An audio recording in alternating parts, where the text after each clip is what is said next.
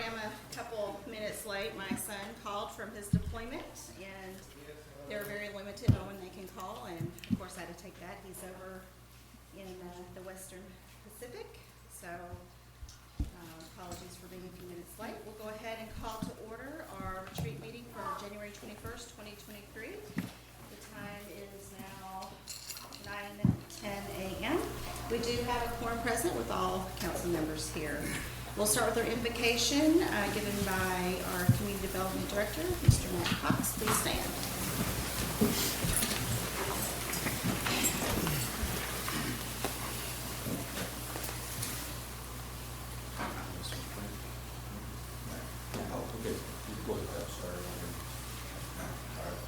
God, thank you for this day. Thank you for giving us another day to live. Just thank you for all the things that you've given us, all the things you blessed us with. I pray for wisdom today for Trophy Club staff and council. I pray for protection for our police, fire, military, home and abroad. Thank you again for this time together, and help us to have a great rest of the day. In Jesus' name. Amen. Our pledges will be led by Councilman Jeff Beach. I pledge allegiance to the flag of the United States of America and to the republic for which it stands, one nation, under God, indivisible, with liberty and justice for all. Honor the flag. I pledge allegiance to thee, Texas, one state, under God, one and indivisible.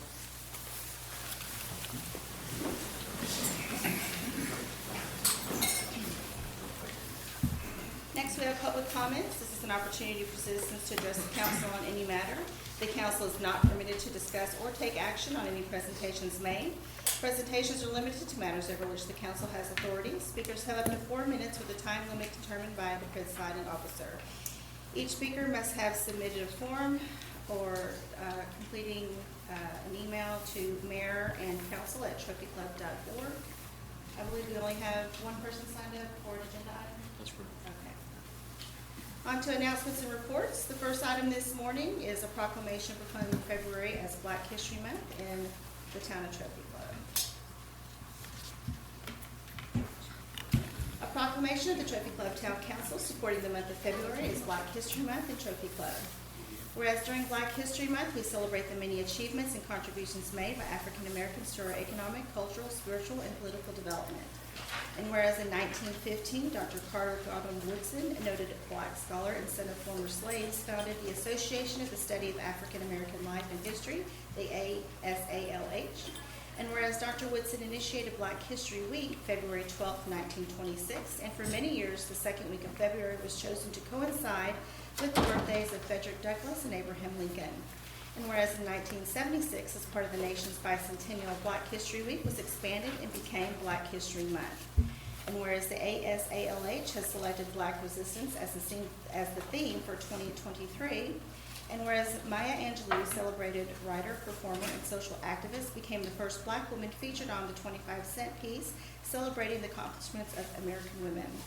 And whereas we urge all citizens to celebrate our diverse heritage and culture and continue our efforts to create a world that is more just, peaceful, and prosperous for all.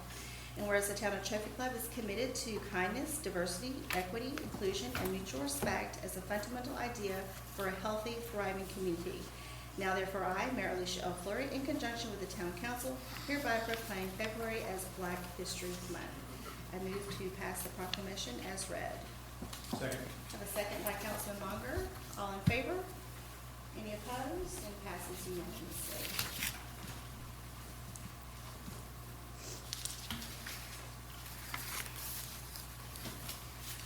Our second proclamation this morning is proclaiming February as Kindness Awareness Month.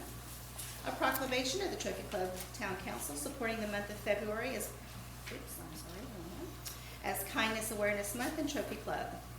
Whereas today we're living in times unlike any other, dealing with new challenges, and the lack of civility within our nation has led to a polarized population, resulting in people fearful of the future. And whereas studies have shown that kind thoughts and actions create a better environment, and happiness is found by practicing kindness. And whereas the Town and Trophy Club recognizes the value of simple acts of kindness performed without prompting or reason, and how these acts can positively impact the performer, the recipient, and onlooker of the good deed. And whereas providing random acts of kindness and reaching out to one another, regardless of social or economic status, education, gender, origin, religious belief, age, lifestyle, or abilities, we extend an opportunity for grace, dignity, and acceptance that might not otherwise be offered. And whereas the Trophy Club Town Council recognizes the value of simple acts of kindness and requests that everyone participate in making our community stand out from all others by practicing kindness and recognizing that everyone has a journey and each journey is more pleasant when kindness is exhibited. And whereas to initiate a community-wide campaign for kindness via activities and events promoting kindness to include a town-sponsored fun run for kindness through a coordinated partnership between the Town and Trophy Club, local schools, businesses, and organizations that is strategically designed to create a culture of kindness campaign. Through this campaign, our residents will be called upon to change our community and the world. Now therefore I, Mayor Alicia L. Fleury, in conjunction with the Town Council, hereby proclaim February 2023 as Kindness Awareness Month. I move to pass a proclamation as read. Second. I have a second by Councilwoman Olsen. All in favor? Any opposed? And it passes unanimously. And don't forget, our fun run is scheduled for February 25th, and you can find more information on our website.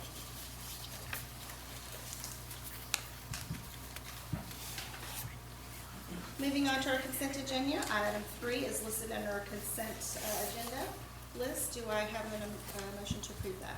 Motion to approve consent agenda. Second. I have a motion by Mayor Pro Tem Lamont, a second by Councilman Deitch. Any discussion? All in favor? Any opposed? And that passes unanimously.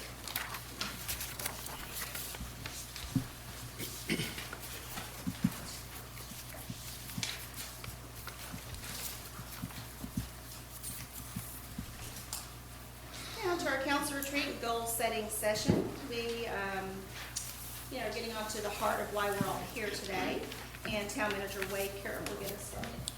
Mayor Fleury, Captain Woodard is here and would like to speak on this item and is asked to go first, so I'm going to let him step forward Okay?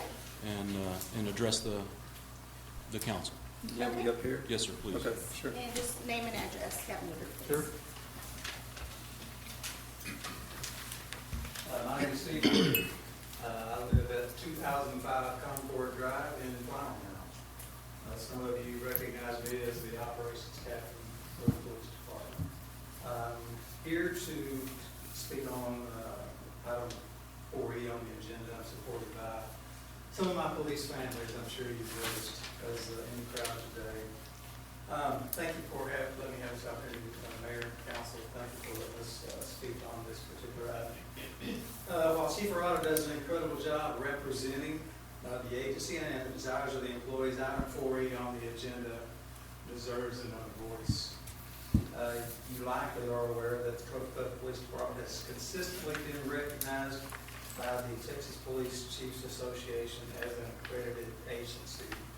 Simply means that we adhere to the highest standards in policy, practice, and procedure. You also probably know the police have been recognized as the safest city in Texas in comparison to towns in similar size. Those credentials are awarded because of the dedicated service of the officers and the support staff. I'm concerned today because we are losing the ability to compete for police officer candidates.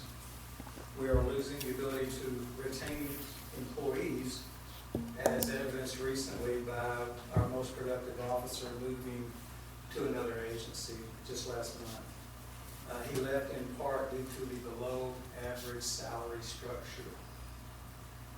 Not attracting police candidates is one problem. Losing high-performing officers because of the below-average salary package is something else. I humbly ask today that you consider item 4E with the idea that it is foundational to attracting and retaining police officers. Like many people, officers in our support staff will perform at a high level, doing a difficult job if they are compensated and treated fairly. I'm asking us to implement a salary structure that not only attracts and retains police employees, but also establishes a pathway to achieve the upper end of our salary structure. Thank you in advance for giving item 4E the attention that it deserves. Mayor, thank you for your son and his service. I hope you have a good day. Thank you very much.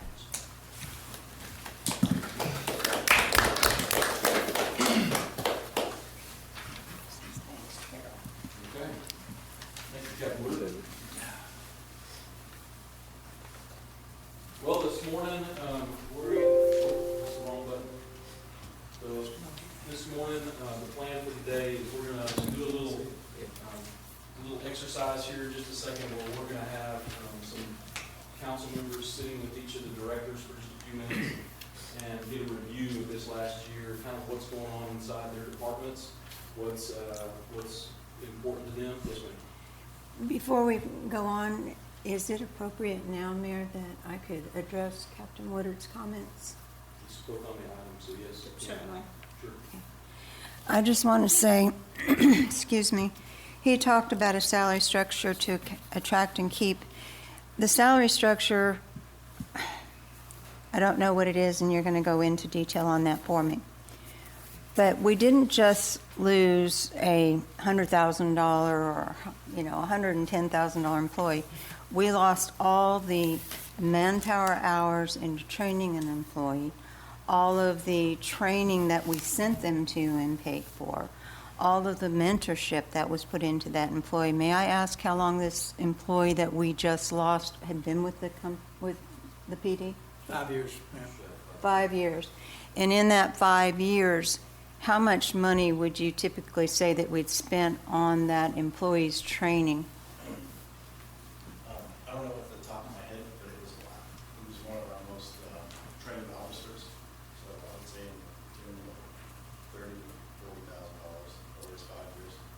And he left for, He went to work for oil, and an increase of pay, $12,000, and then after his first 2 months, he gets another $4,000. do we not have a discretionary line in our payroll budget for retainage? No, that's not generally done in the municipal government. Was he offered another position or promotion? He was being considered for a position. Thank you for your clarification.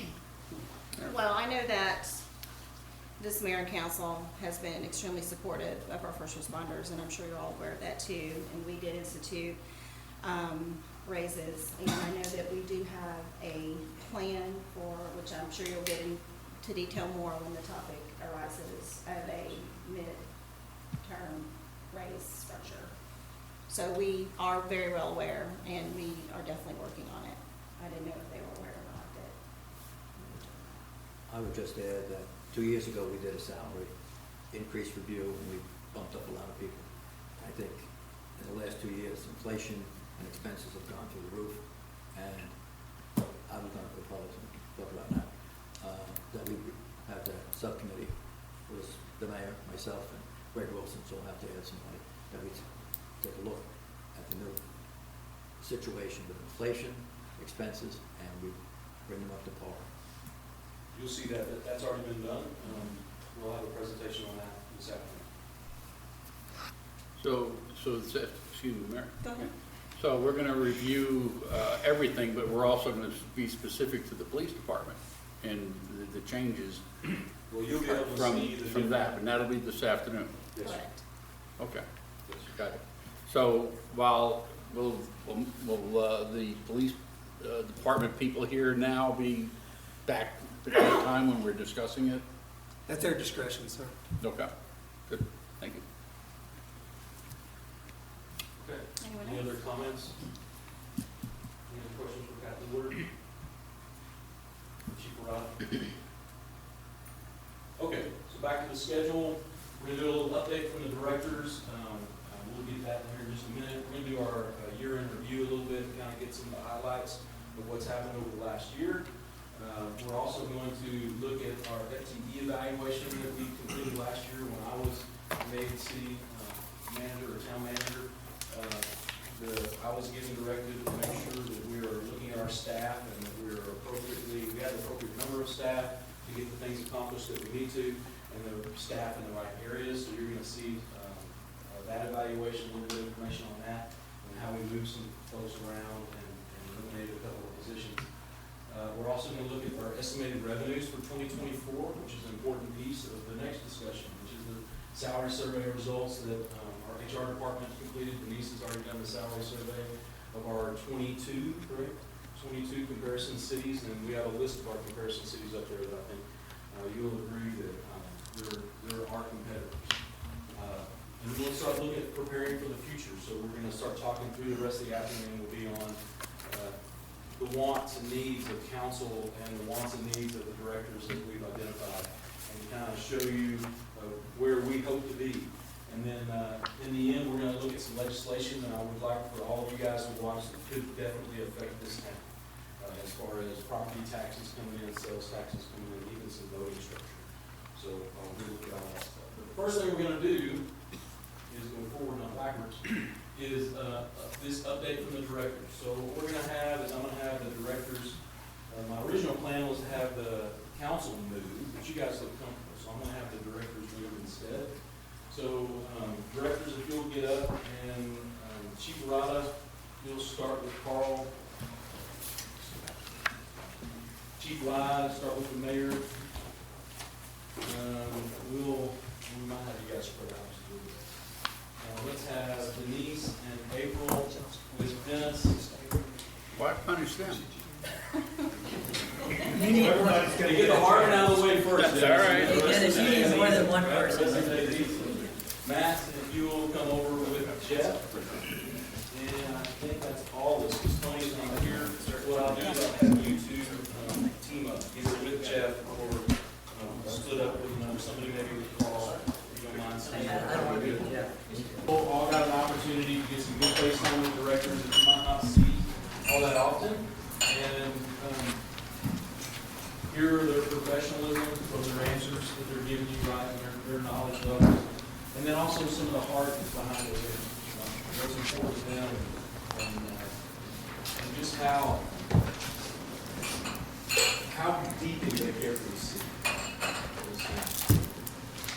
All right, so I had a 10-minute break. Hey, wait, can I make a comment?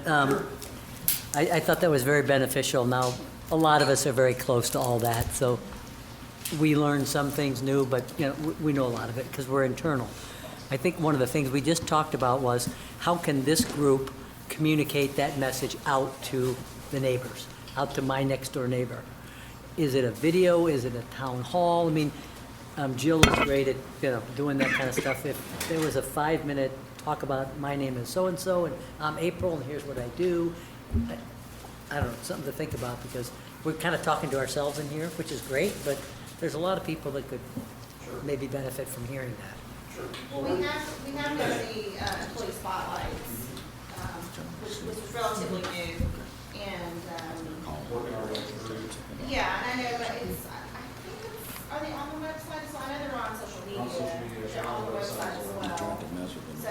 Yeah, it might be nice just to have everybody, every department leader, just say, if I want to know 10 minutes about what's going on in parks, and tell me about, I don't know, just a thought, but. Or maybe keep the ones that we have highlighted on there, and just keep, like you said, add to it, so if you missed one, you can go back and see.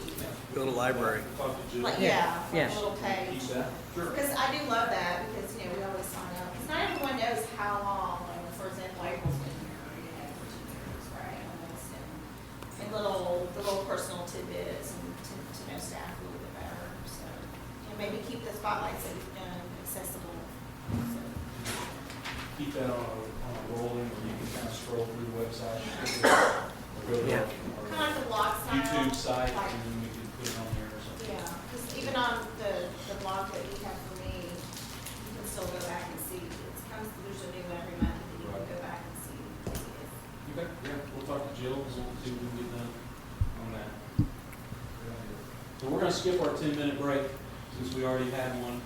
Lunch is gonna be here at 11:30, so that gives us about an hour to go through a little bit more material. So we're gonna go kind of our year in review. This is some of the highlights, and we got some people in the audience, so I want to hit some of the highlights that I'm sure your directors talk to you a little bit, and if you have any further questions on those, we can talk through it. So the document that the directors are pulling this information from is our annual report, 2022 annual report. This is a lot more robust than we've done in the past, and we're doing it in a digital magazine style.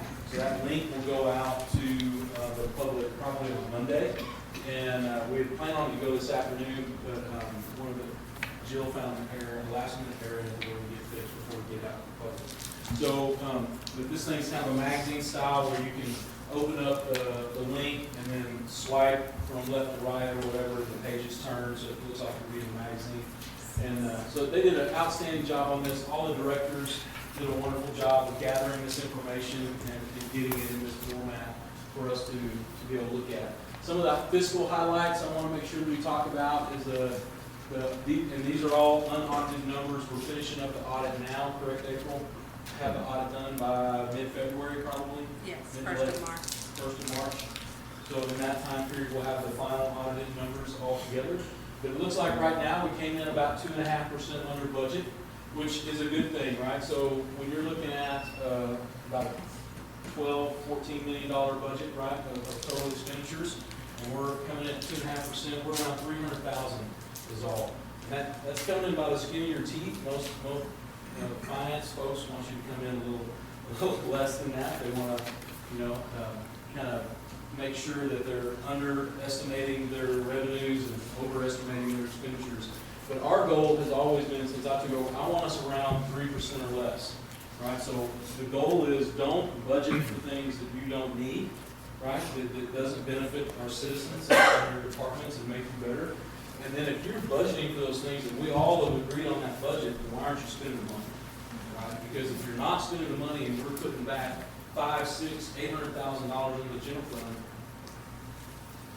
that's money that we can give employees, right? That's money that we can stay competitive with. That's money where we can do new projects with.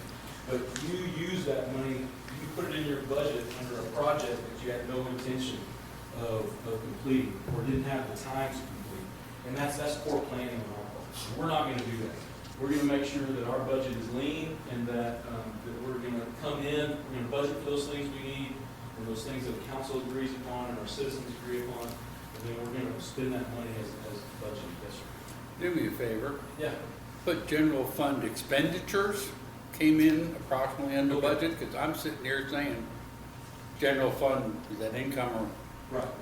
It's general fund the expenditures? Yes, sir. Thank you. Which we have the most control over. Right. Grants, yes, sir. But the other thing, we talked a little bit in the group too, is, everybody does the best job they can of forecasting a budget. And you want them to spend that budget, right? But if it's near the end of the year and there's money there that, for whatever reason, they didn't use, let's talk about forecasting, but let's not also spend it just because it's there. That's, You can talk to all the directors here. Yeah. Come July, we're having those conversations, right? And if you have something big, you've got a big chunk of money that you can spend, there's no September, hey, I'll turn in 15 POs and on these 10 items that I didn't get throughout the year. If it's important, it should have been purchased in the front half of the year. Right? There's things that we schedule for the back half of the year, but for the most part, we shut things down in the July time period, August time period. And then we have a real hard look at what's spent in that July to September time. That's done. Grants applied for. So in this last year, we actually received $326,000 in grants. This year, we're already applying for new grants, and we've applied for over $6 million in grants. A lot of that was the traffic safety grant that we applied for with the federal government. That does not just include street repairs. It's a multi-level program that talks about golf cart safety and bicycle lanes.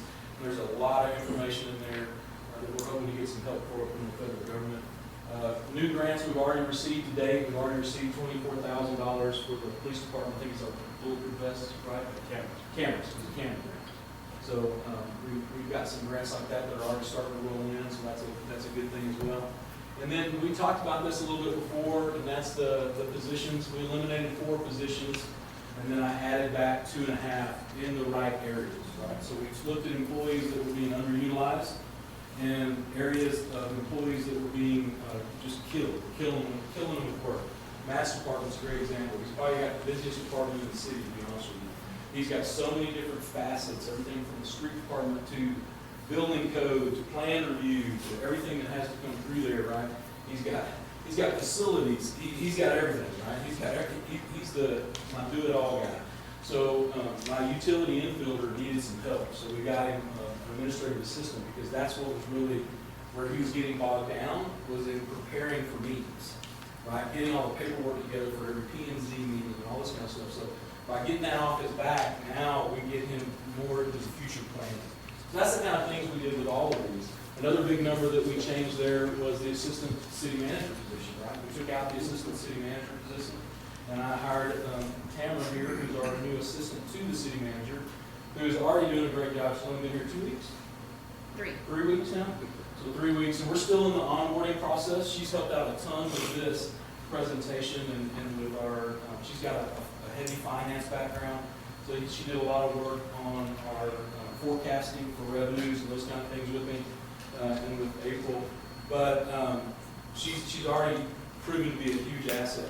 But as an assistant to the city manager, it allows me to take some of those things too off my plate, projects especially, big projects that need something happening to them every single day.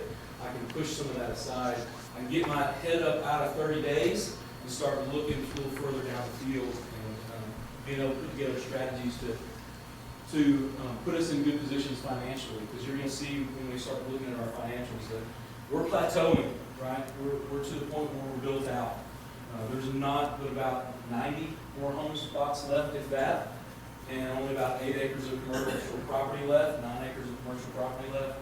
And so we know that the only thing that's going to fluctuate for new income coming in is our values.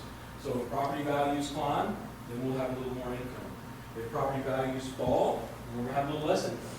So it's going to be, it's really going to be important for us to be digging into the future and really paying attention to what's going on around us and try to mitigate that as much as we can. Nice thing is, we live in Texas. Right now, everybody wants to be here. So we're seeing those values increase. All right, some highlights from the department. One thing I'm very proud of, and Anita has taken over as the city's or the town secretary, is that we've got open records filled in an average of 3.2 days. That's outstanding. The government said we have to fill those things as quickly as possible. When you think about the time it takes to receive it, then you're usually making contact with that person to try to narrow something down, and then we have to do a search, and if they include emails or something like that, we have VersaTrust. We have to talk to a third-party IT company to pull all that information. Then we have to sort all that information, because you might get a request that has 3,000 emails, and they've got to read every single one of those emails and see if there's anything that has to be redacted. So to have that kind of a turnaround time is outstanding. So she's doing a wonderful job there, on top of preparing the council and making sure we have what we need for our meetings. Jill's office, 488 social media posts. That's outstanding. And in your package, you'll see, or in the annual report, you'll get to see more about her reach and those kind of things. Really impressive numbers for a one-lady shop, right? So she's doing outstanding. And she was another person that was extremely busy when we had hired a part-time person to help her. And that's where that other half position comes in, as we move that to a full-time position, so that now that she has somebody there to help her all the time. So that's outstanding. And then when you go back to Matt's area, 135,000 square feet of roadway repaired this last year, 17,000 square foot of sidewalk, 14,000 linear feet of sidewalk striping, crosswalks repainted, all that kind of stuff. How big is the street department? 2 guys. 2 guys. 2 guys. So outstanding. They're working their tails off. And then we had the Indian Creek storm project, the storm drain project as well. That was a huge win for 2022. If you remember, we had 6 houses that received flooding when those heavy rains came a couple of years ago. And all of that's been changed now. Now they're not seeing hardly any water in their yards. Everything is, we still have water in the street, but we're not putting them in their houses. Right? So that was a huge win for that project. Fire department, I know everybody got a chance to talk to Jason, but we have a 66.1% value saved rate. The only thing that threw that off about a 90% curve was one fire where we got late notification. And the fire kind of got ahead of the homeowners. It was up in their attic before they knew what was going on. And anytime you have an attic fire, it starts and really gets a good seed on that attic. It's hard to save that house. That's holding that whole thing together. 211 life safety violations corrected. So that's important when you think about the fire marshal's office and what he's doing on a daily basis. He's actually going out there, and that life safety violation protects our citizens. So if he goes into a restaurant or a business and he sees it doesn't have extinguishers or the sprinkler system's not working or something like that, that's what we're talking about. We're talking about systems that are in place to protect our citizens and our visitors that come to Trophy Club. 211 violations, all of which were corrected, which is a great job by the fire marshal's office and making sure that he's doing follow-ups, and, because he'll give them a little time and then they'll come back and they're still not done. It's like, okay, well, here's your warning. You're fixing to get a violation if you keep this up. So it's doing very well. 56 community risk reductions events, that's that kind of certification. We're striving to be in the public eye as much as possible. We know that that's important just to educate our citizens on fire safety and police safety and just community safety activities. PD, 18,000 calls for service. Now, that's an amazing number for a town our size, honestly. Chief, you want to give a little explanation of what is truly a call for service and what's not? Because a lot of people think that call for service is 911 calls. That's not actually true. Right. But it's a lot of activity. Yeah, so calls for service, basically, it incorporates everything that we do. So it's all of our traffic stops, it's our vacation watches, our home checks, our business checks, and our 911 calls, and our non-emergency calls. So we average about 26 to 2,700 911 calls a year. That's incorporated that number. So, but that's our school checks, our building checks, every time we stop a car or get out of our car and report in, every time we click on the radio or hit a computer button that says we're on a call, that's what that number means. That's the amount of work that the officers do every day, all year long. So Chief, how does that compare to like the last couple, 2-3 years? That number is right about where we were pre-COVID. So it's a little bit, we're still coming back from COVID. We were about 19,000 before COVID. So, and that's a fiscal year number. So you'll see for our calendar year number that I post later on in some of my reports, we're about 16,000. So you'll see dragging from the end of last year to this year a little bit different because of the fiscal year versus calendar year.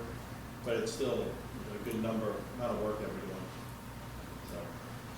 Might as well stay standing, right? We're Okay. talking about flock cameras. Honestly, we're really proud of what's going on with the flock cameras. 21 flock camera arrests, but those were pretty early on. And what we're seeing is even our flock hits are actually decreasing, which means word's out. We didn't have to put a big sign up. We didn't have to put a banner that says you're being watched or anything crazy like that. Right. But the criminals are figuring it out, and we're having less activity. Yeah. So in the first 6 months we've had the camera system, we had about 14 felony arrests for stolen cars and for felony warrants coming through town that the camera system alerted us to. In the last 6 months, we just finished that report. We've had 9 arrests for felony warrants mainly, and 1 or 2 stolen cars. And we've seen blocks of time up to 6 weeks where we haven't had any felony stolen cars or felony warrants reported by the system. The system is still activated and it's alerting us to protective orders, sex offenders driving through town. We're still getting a lot of those hits, but they're not something we respond to. So the deterrent factor is obviously starting to show its effect. So the camera system is starting to work as we intended it to. Can you go into a little more examples of the felony arrests or felony warrants, like what types of things? Like, are you assisting other towns and cities and? Yes. So the camera system, some of the felony arrests we've had have helped with, well, we had the recovery of the lady in the truck. Basically what happened is some individuals in another city were doing some drugs and they had a female with them. She was doing some drugs too. They believed that she was dead, so they threw her in the truck, which happened to be stolen, and they came to the apartment complex to drop it off. And as it passed the camera system pulling into the apartment complex, one of the officers was right down the road, and as he tried to get out of it, we were able to be right there on top of him and realized there was another person in the car, and they administered Narcan and got the fire department over there to help her covered her and the truck. But some of the other things is, we had a stolen car come through. The stolen car was related to a homicide in another city, and so we were able to recover the car for him. The driver wasn't related to anything, so they weren't arrested, but we recovered the car and gave it back to the police department to help with an ongoing murder investigation they're dealing with. It was one of the most recent things. And then you'll see where we have some hits, they're not reflected in that number, but we do get stolen car reports. And what we're seeing throughout the whole Metroplex is front license plates are being stolen out of apartment complexes in big cities, big huge apartment complexes. Crooks are driving through and stealing the front license plates. And it takes the owners 2 to 3 weeks to realize that one of their plates are missing. But that's what they're using to get out there. So we're still stopping some cars that come through with a stolen plate, that technically, the plate's stolen, not the car. So what we do is we just tell the owner, hey, you need to go get a new license plate, because this one is still showing as stolen. So we've had 2 or 3 of those over the course of the year come through, but the system is very active and it's working. In this 6-month report that I just did, I have started to denote the fact that the camera's performance. So we've had a number of cameras go down, and we are working very closely with Flock to make sure that that time is minimal. And so they come out and replace them, or they'll adjust the angle of the camera. For some reason, the wind blows it or something, and something changes to where they need to refocus it. So we're pretty good. I've noted that in my next report. And how's their response time been? It's been really good. We're one of their biggest complainers, because we know we're being looked at, so we want to make sure that the system is working the way they say it's selling it to us. And what about abuses to the system? None. We've had no abuse to the system. It's rarely used. It's only used, we only go in to look at it when we actually get an active alert for a stolen car, or Roanoke or Northlake, one of the 2 people we work with, call us up and say, hey, we need to check something for you, or can we check something? Because we just chase the car heading this way type deal. So we access it for that. But all that's denoted, it's tracked. They can't go into the system without a reason, and then they have to put what that reason is. And so we are able to track that. And in my report, there's a spreadsheet that denotes how many times we assist another agency and stuff. So We actually had an interesting customer service thing that came up with the block camera system, where we had a hit that a car was stolen, we pulled them over, and it actually turned out to be the owner's vehicle. They got the vehicle back, it was stolen out of Dallas. Dallas didn't take it out of the record, it was being stolen. So we were actually able to help that homeowner say, okay, let's get back with the town of Dallas, with the city of Dallas, and say, let's get their records straight, so that you don't get stopped every time you drive through a town in Texas that has these cameras. So we've actually done it twice, right? Yep. So we've actually had 2 of those instances where a stolen car came through, but it hadn't been taken out of the system. And we were able to help those citizens get that change. So that was great. I have a question. I didn't mean to interrupt, but while Chief is there, does it, when you get no plates at all, does it do a hit? no. It doesn't see anything, so it doesn't report it. So it's not like, because there's nothing to alert off of. So if you were to come through with a car without a tag, it would capture it, but it doesn't alert anybody because there's nothing to alert to. Well, the Monday night that I did the ride-along, we had one stop where there was no front or back plate. The person had actually written on the place where the plate was in pen, plates were stolen. Yeah. So, and that was an out-of-state vehicle. And then the other with no plates was cutting off a catalytic converter over here next door at the hotel. Is there any way for it to, does that technology pick up on no plates at all? It does. It's just, we just don't have that box checked.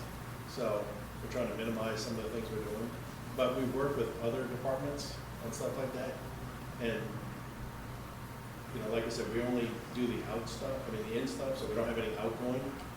So the cameras only watch it one way. So it doesn't And if they get into that hotel without passing a camera, because the cameras, we only have 2 cameras on this side of town, so we're not really protecting the hotels like that. So And cameras aren't meant of safety, right? They're just an investigative tool. right. We still gotta have police officers in the police department, right, to be out on the street and those things. Yeah.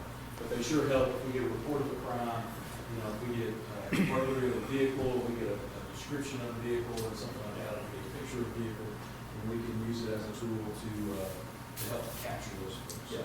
And it's only, And it's yeah, and it's only good for 30 days. So you can't go back more than 30 days in time. So that's why when some people call and say, hey, you know, something happened here, it's more than 30 days, there's nothing, we can't use that system for that reason. Thank you. Thank you. The other thing I'm proud about with the police department is really the vacation watch. It just shows that some of those programs that we have in place that are outside of regular police work, which you call regular police work, that our citizens are taking advantage of that. So having 365 vacation watches, that's awesome in a year. So that's a lot of people saying, hey, I'm fixing to leave town, can you watch my place? And we have citizens on patrol, a mixture of citizens on patrol and actual patrol officers that are swinging by there and checking on their residents. Multiple times a day. Highlights in Park and Recreation, over 15,000 community event attendees this year. We had a really big event for the 4th of July. Adding the events that we added this year, right? We added Touch a Truck in 2022, which was a huge success. There's probably 500-600 people there at least. So we had no idea that that would be what it was, but it was an outstanding event. And then we had Taste of Trophy Club as well with the vendors and our local restaurants at, which was a great event as well. So Tony and his group are doing a great job. And 8,800 residents visited the pool. Right? So I'm really proud that we're putting that CIP project, that CIP money in place and improving the pool. So we have more than 8,800 people enjoying that pool this year. When they drive by there, you'll see those great big slides and the new pavilions and the party rooms and all those kind of things that are going. It's going to really be an advantage to our citizens that they don't have today. Over 16,000 flowers planted. That's the medians and entryways and all those kind of things that the town takes care of. Tony just does a great job. His team, the parks team, does an amazing job. 165 acres of parks maintained. It doesn't include almost 1,000 acres of Trophy Club Park that we have. So that's 1,600 acres is all manicured, or not 165 acres is all the manicured grass and all the playing fields and those kind of things. So outstanding. And then baseball. So baseball's still doing a great job. We're bringing in over almost $35,000 in revenue on outside baseball tournaments coming in and using our fields. So remember, we're still pushing and trying to not just get tournaments. We want national tournaments to come. We want to be a spillover from the national tournament from next door, if at all possible. If we get 10 national tournaments to play at Trophy Club, we can start using hot funds to maintain and improve our baseball fields here in Trophy Club. And that'd be a huge win. That'd be a big rest off of our CIP needs, right, and our INS load that we have currently for the future. So we're really pushing hard to try to get through that. So how many did we have last year? And the national tournaments, I think 4. So we need double that, or Yeah. what level? No, yeah, so, and then David just, no, there he is. Look back where you were sitting. Oh, David's not here, there we go. We're not past you. David, the law is 10 total or 10 per year? 10 per year. So Baseball or anything? it has to be baseball to use at baseball tournaments. Well, it depends on the field. Funds- It's the field we're working on. You want it to be baseball, to spend the money on the baseball fields. So if we wanted to improve, Harmony tennis courts, it'd have to be 10 national tournaments at Harmony, on those tennis courts. So we're pushing to get there. All right, so 2022 focus areas, we've got a little time before lunch. I want to start working through this. So this is the stuff that we met with last year, right? Remember last year, we took a long time, we had long meetings. This won't do that, I promise you. But we went back and revisited our goals, our vision statement, our mission statement, all those things to make sure that the staff and council were aligned. So all I'm doing here is, look, we walked out of there with some things that were important to council, and I wanted to make sure that we haven't had a shift. The economy's shifted, we've got new people in town, got some new people on council. I just want to make sure that those priorities have not shifted, because as we go into the new budget year, we need to make sure that we're all still in the same alignment. So when we look at last year, we wanted to make sure that the capital fund, capital equipment replacement fund and the IT replacement fund was fully funded, pre-funded for 2 years. Remember, so that means if we have a bad economy spike or something like that happens, and we have a downturn in our revenues, we can still purchase police cars, we can still purchase the IT equipment that was needed to keep things rolling for a time period where we can make adjustments. If you have nothing in there, if you don't have any money in that, then then you just can't buy anything when things go bad, right? So this buys us 2 years worth of time to make changes and make the proper decisions. So that's already been done. We moved $1 million over there, so we have a $900,000 went to capital equipment replacement and $100,000 in IT replacement costs. We're ready to go. Move the compensation model. Remember, we talked about every 3 years doing a salary survey, not every year. We've actually bumped that up a year because of the change that we've seen around us, right? So we're paying attention to what's going on. We saw a huge change over the last year. We thought, it can't wait another year to do another salary survey, so we activated and put that salary survey in place now.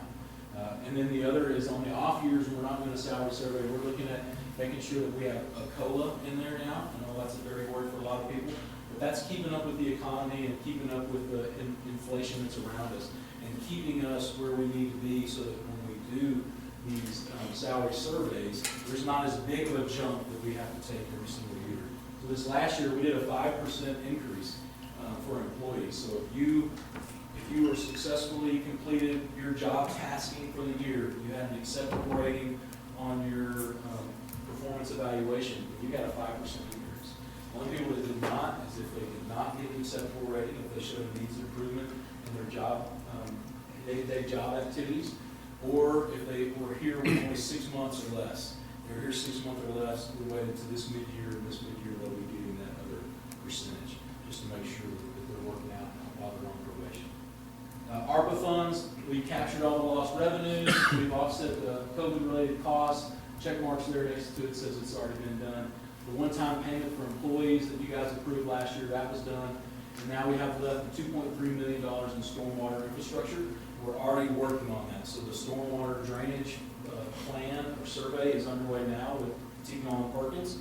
And they're working on looking at that problem area, which is that eastern side of town, that southeastern side of town, and making sure that we don't have any individual problem areas in other areas of town.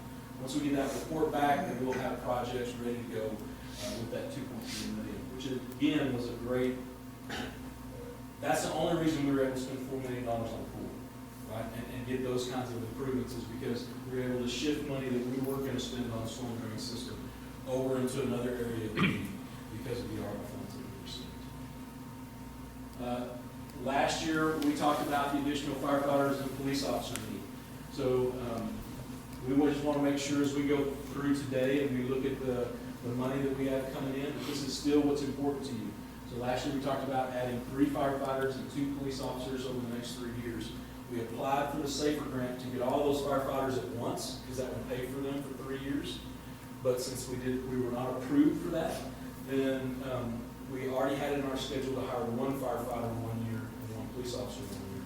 So what we have on the schedule, if things stay the same, is to hire another one this year, another one in 25. So we're talking about this coming year in FY24.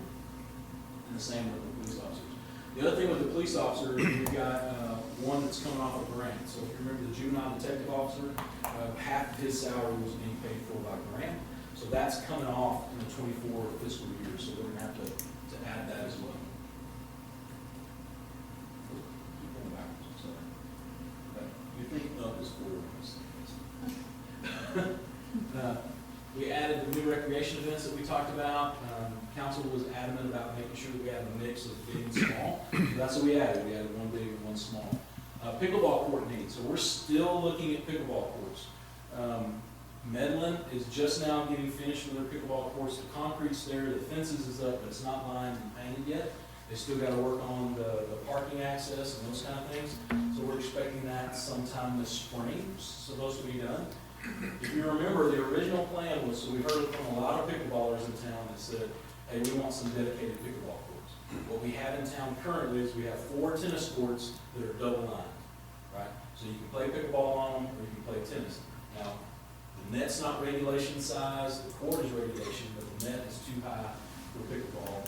And we could, if we had some dedicated courts, we could probably have 4 pickleball courts in the area of 2 tennis courts. We know there's a need in town, but the problem is when we looked at usage, we had about 60% of the people that are using that facility are tennis players, not pickleballers. So if we take away 2 of the 4 tennis courts, we're going to have a problem with tennis players. We're going to appease pickleballers, and now we got a problem with tennis courts. So the plan was to talk to the middle school is putting their stuff together.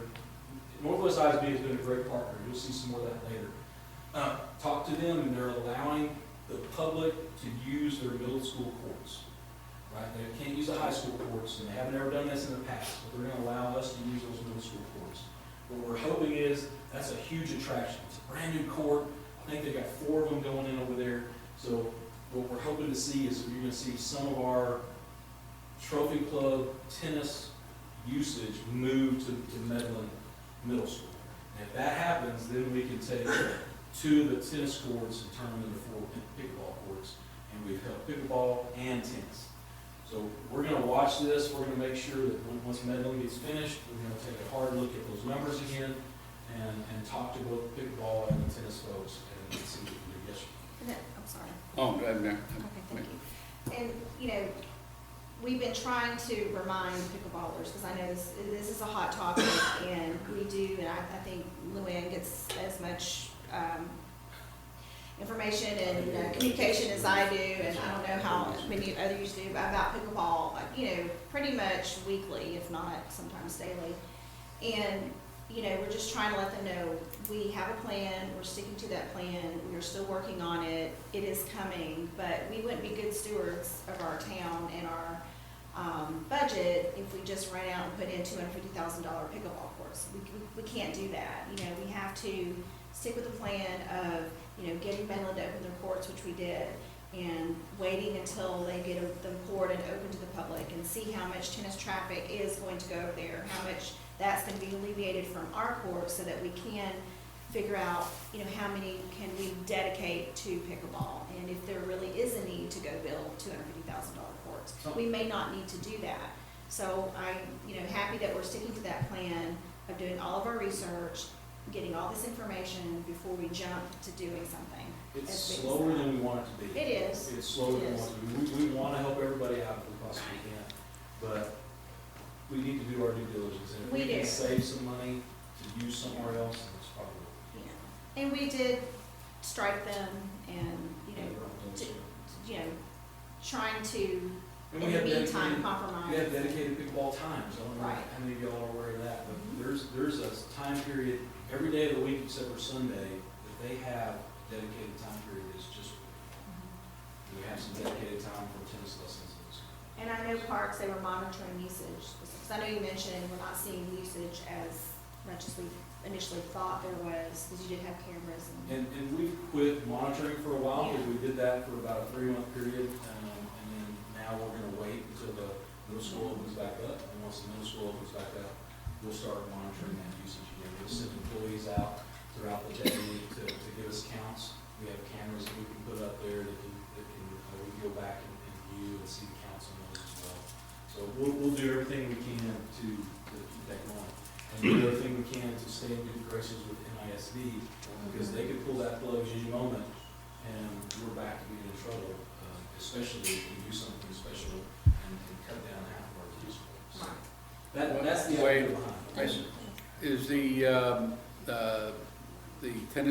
tennis instructors, is that all settled out and working? As much as we can settle it out without telling them no more tennis lessons. All right, but they are being, quote, I'm gonna use the word regulated, but They're being cooperative to a point. to a point. They'll get out of hand, we have to go have conversations, they get a little better for a while, and they get out of hand again. But they're not hogging the courts up. Our citizens are Depends able on who to. you ask. Well, Yeah. Yeah, Depends on I who just you got ask. an email, was it last week? And so we had to have another conversation. Okay, all right. But people are very good about letting us know. And if you let us know, we're very good about taking care of it. Right. So all in all, I think it's okay. The option that we've looked at is to just take over tennis lessons, right? And then we can completely control it. We can say, hey, if you want a tennis lesson on a Trophy Club court, and you schedule it through the Parks and Recreation Department, and then you get it at a certain time, and that way we know exactly what's going on and what's not. We pitched that idea a little bit, and we got some really heavy negative feedback from parents of kids in Trophy Club that say, I like my coach, and he can come to Trophy Club to teach my kid tennis.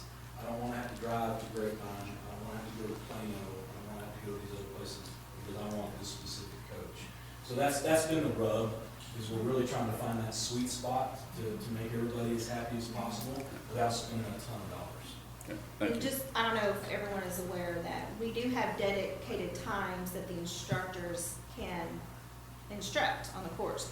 But that does not mean they can kick other people off who It's are first on come, the first court during that time. And I think that's what was happening. Hey, we're allowed to teach here from, you know, A to B, get off the court so we can do a lesson. And that's not how it works. If someone is already utilizing the court during that time period, you wait until they're done and then you can start your lesson. The other issue we have is instructors are going out there 2 hours before their lesson, blocking the court with tennis balls or a machine or whatever, and trying to keep people from having that opportunity to utilize it before their lesson starts. So, but that is an active, ongoing conversation that we have with them, probably 3 to 4 times a year at least, and sometimes more often than that. So we want to make sure that that's still okay, that plan is still okay with council before we start getting into this next budget season. Renovating the pool, we talked about that, the plans are finalized, and stage one's actually underway. And part of your packet today was actually the purchase of some of this equipment. We gotta get it purchased in here so we can get this thing installed. And we're splitting this into 2 years, where we're doing all the infrastructure first, the not flashy, all the pumps, all that kind of stuff. But we didn't want to ruin one summer. We didn't want to push people out of Trophy Club, those 8,000 folks that come and use our pool. So we're going to do all the infrastructure in 1 year, and then that'll give us time to get that done before the pool season starts. We open the pool season. When the pool season closes, we start immediately on the second part, which will take a lot longer, and that's more of the cosmetic pieces and those, you know, the party room, the slides, The fun stuff. all the fun stuff. Yeah, all the fun stuff will be the following year. So get the pumps done first. They're in pretty bad shape. We'll replace them. Let's see, and then working towards maximizing visitation at Trophy Club parks and businesses, right? So that's the Trophy Club Visit Trophy Club plan that we put together. Tony has been, you know, some of the feedback that came back from council this last time is we have a huge unused asset in Trophy Club Park that could be attractive to people if we do it the right way. So Trophy Club is, Tony has spent this last year developing the park plan that's in front of you. So what you have is the master plan for Trophy Club Park. So it includes every park, and there's a section in there on Trophy Club Park as well. There's a couple of slides here that Tony was going to go into heavy toward the end of the day on this, but Tony was sick today and he couldn't make it. He's running a little fever. I don't know about you, but I don't want someone with fever running in among us. Let's all stay healthy.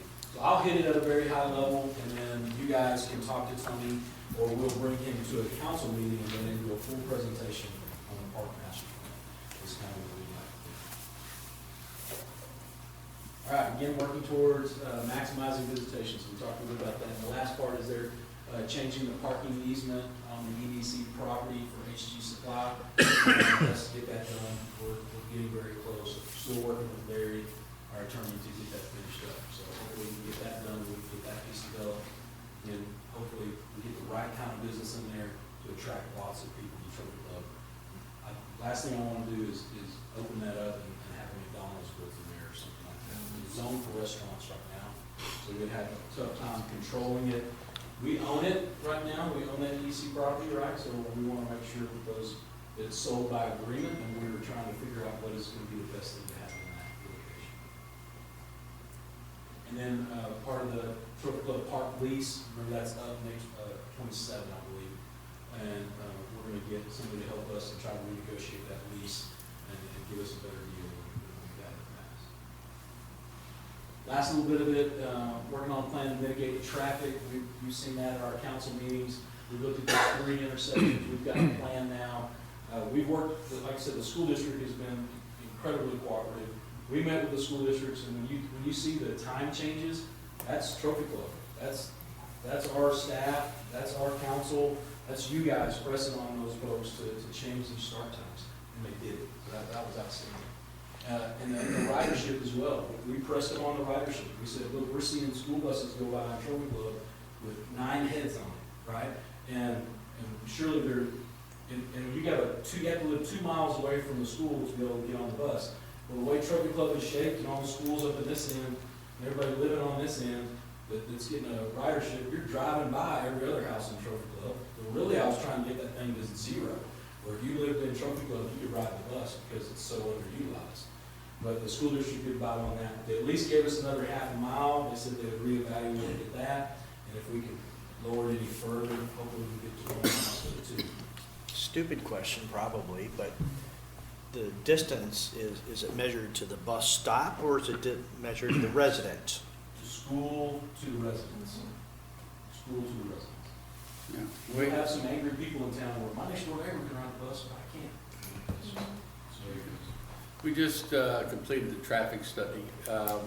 Does there need to be a contingency plan if the school district upgrades Byron Nelson to a full-fledged stadium?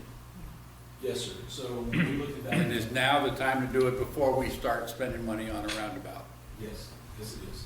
I've already got a meeting scheduled with the school district to talk about what that plan looks like and try to get a hold of those plans. They're reluctant to do much until the bond passes.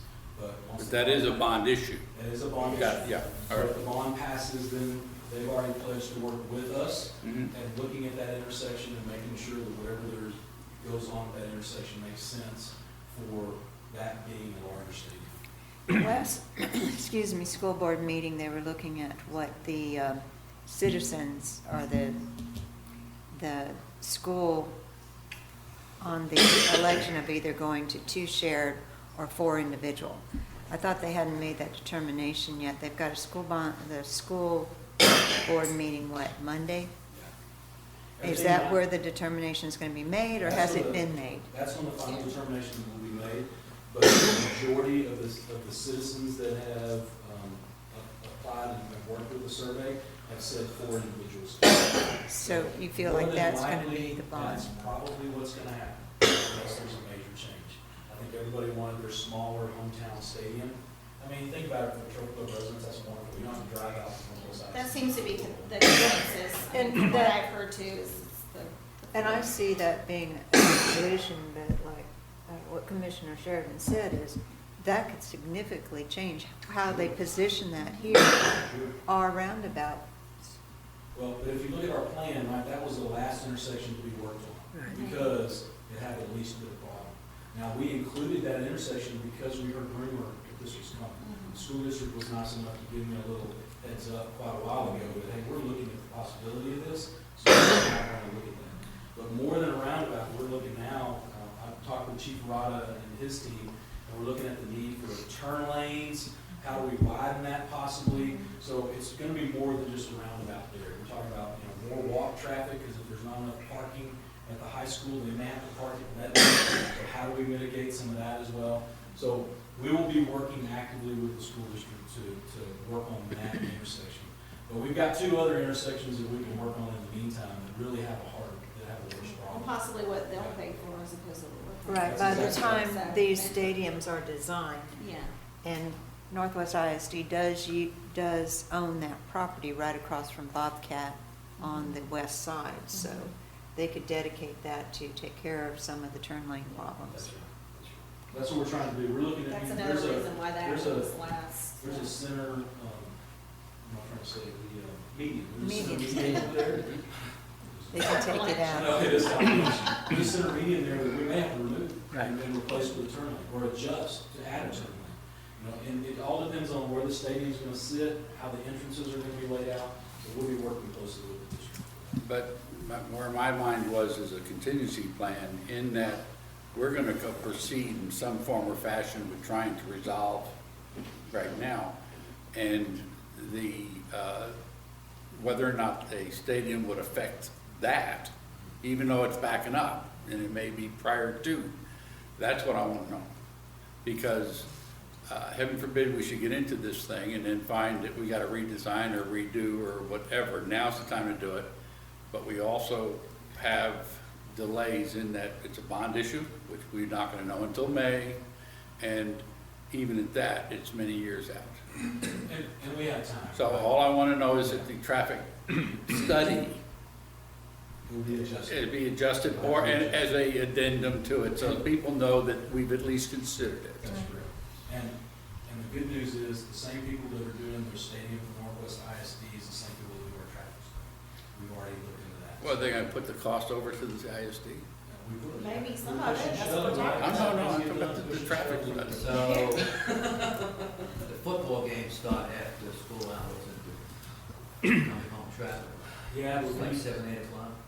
football games usually start at 7, but you gotta think, this is gonna be junior high, band gets out there early, parents start showing up early, you'll see an impact on traffic more like 5. Yeah. And for those that have kids in the room, probably Chief Rada, even though I said, you'll start seeing increased traffic about 5, which is gonna impact us because that's our high usage time period as well.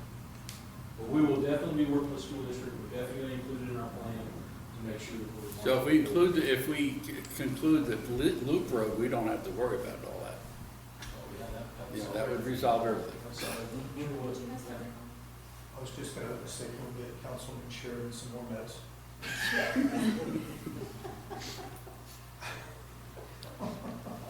Second that motion. That's We not, have that's not on the 15 agenda. minutes before lunch is ready, so I'm gonna hit this FTE evaluation. We talked a little bit about it before. When you guys hired me, that was one thing we said, hey, we want to be as lean as possible. We want you to look at the people that work for you and make sure that you're moving people to the right places and that we've got the right number of people to get the things done for them to get done. Well, the first thing we did is look at the workloads, and we said, okay, these positions are underutilized, these positions are too busy, so we cut out 4 positions, we added back 2 positions. And what came from that is, we've got people in the right places now, and we're paying them a lot less. We got rid of some of the higher paying positions, so we have saved about $208,000 by doing this on an annual basis. So that's good news. And we've got the right people in the right places to get the work done. I think most of the directors, and I challenge you at lunch, away from me, I don't want them to have any, challenge them at lunch and ask them, how's your workload, what's going on, do you need people, what's happening? And we're gonna talk about the needs that we know about today, and then the rest of them are gonna tell you, hey, I think we're probably close to where we need to be, at least I hope that. If not, then you tell me. I apologize for drawing these statistics down. Okay. It is 12:20, so I invite Ms. Otto, our director, up to talk us through the salary survey. She's done an outstanding job. One of the first big projects we threw her when she got her feet wet. And she's been working around with all the cities, gathering all the information. And she'll walk you through what she did, and then kind of what our outcome, what our findings were, and then what our plan is to go forward. Denise?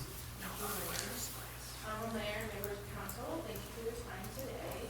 As Wade indicated, I'm going to go over our annual compensation review that we prepared.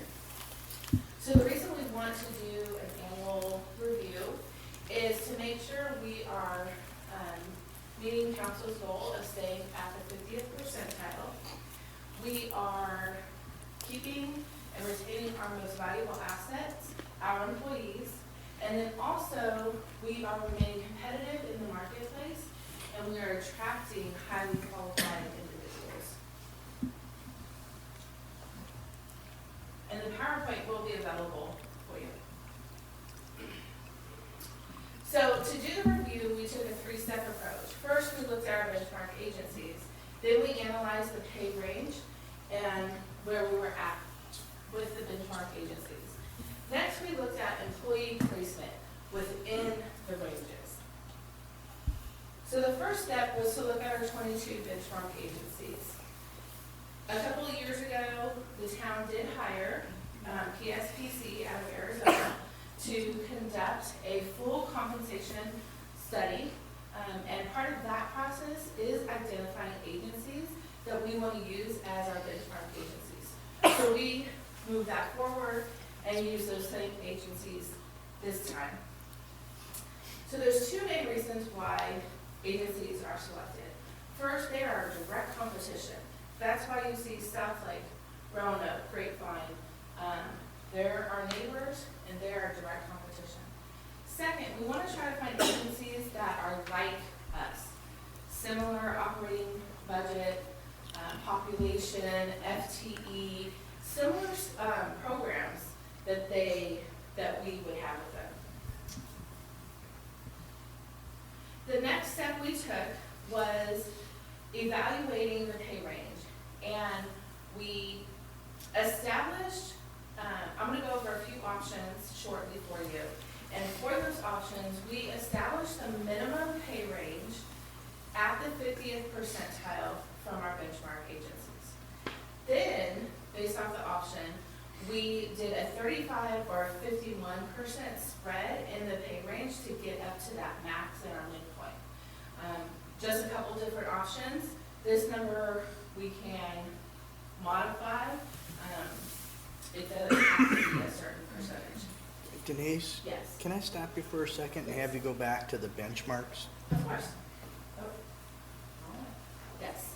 Okay, when I look at some of these cities, okay, I understand that they're similar in size and things of that nature. Not in operation. Budget. Right, because you have towns on here that have industrial base that we don't have. Are there any towns that we know of on here that are a little closer to us that we can have a focal point on? Like the city of Allen, I don't believe the city of Allen has a huge industrial base, so they would probably be a key. That's correct. Allen's got a big, they've got a big retail base. Yes. Okay, But along 75 is big time, so you're correct in everybody up there as a real estate broker and developer. Everyone up there has got a significant retail or commercial base compared to us. But the other thing is, in employees and this is who we're competing with. So I kept my mouth shut because, you know, it doesn't matter if you find a restricted small town, they're not our competition for employees. That's my opinion. That's the biggest thing. Who is our competition? okay, I just, Yeah. No, that's a good point. Any other questions on the benchmark agencies? So the pay range we establish at the 50th percentile to create our minimum, and then making the spread by 35 or 51%, depending on the option that I'll go over with you. This did result in range adjustments decreasing by, some of them decreased by 20%, and some of them increased up to 28%. That's how far off that 50th percentile we were. Any questions on the pay range? The last step we took was looking at the employee placement within the pay ranges. The reason we wanted to take this opportunity this year to do it is because we have identified a concern of compaction.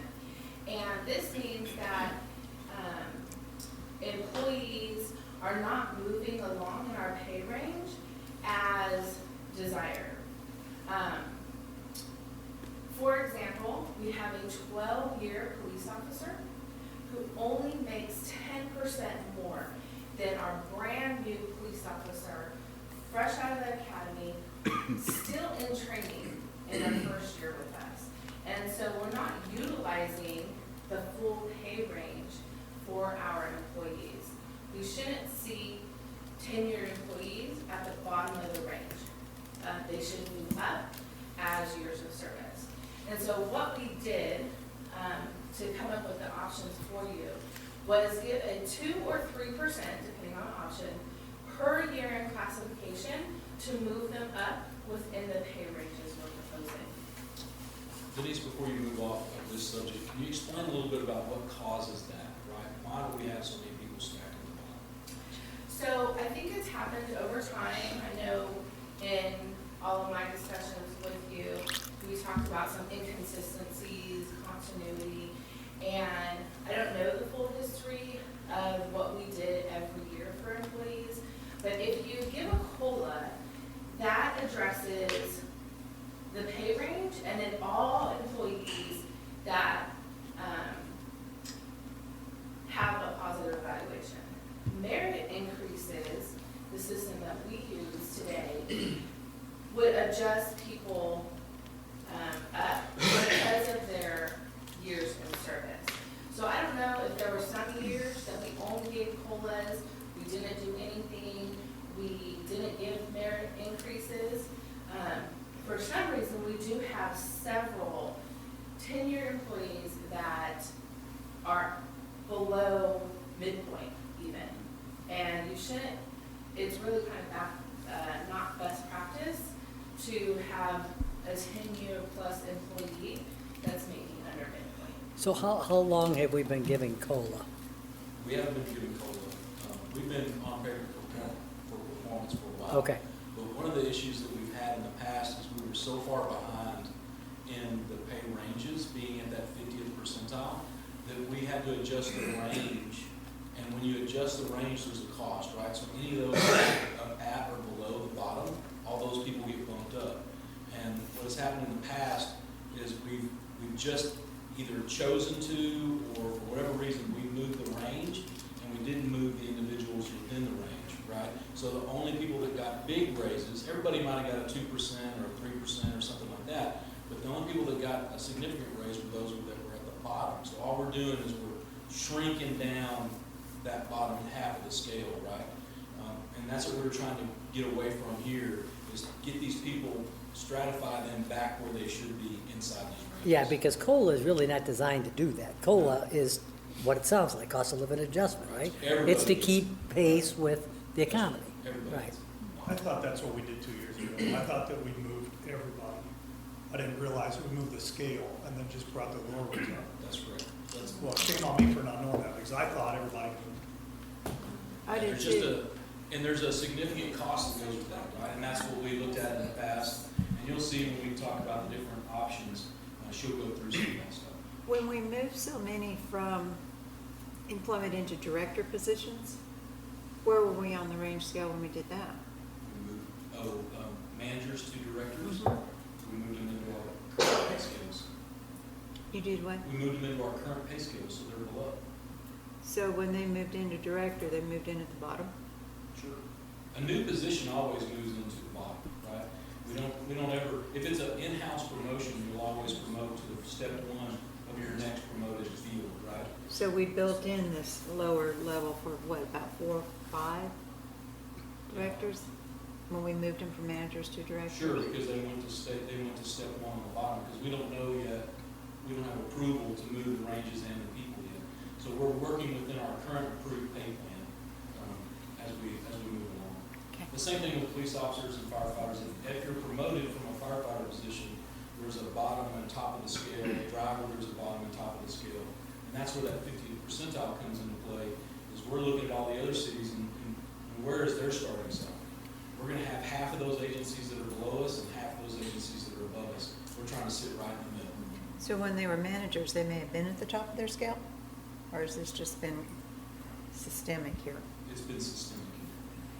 So when we did the 2-year evaluation, 2 years ago, we looked at everybody. And there were some people who had some new promotions, what have you. But we looked at everybody. I don't want to say that 100%, but a lot of the people got raises. There's some people who just got promotions, and they got, we kept them level. But we brought everybody up. But again, 2 years later, we have a situation to look at. Denise, you've got multiple government experience. Are you gonna bring to us a policy or a procedure that could be consistent with the waves of the different councils, the different errors and stuff like that? In other words, we can criticize the past and everything we did, but we did the best we could at that time. But before that, you had a different council with different people that had a different attitude, and we should expect that to continue as council and management changes. So are you going to bring to us a consistent policy that may overcome this for the long term? So what we did with options now is use a standard philosophy to be as equitable as possible with all employees and how we do the pay range.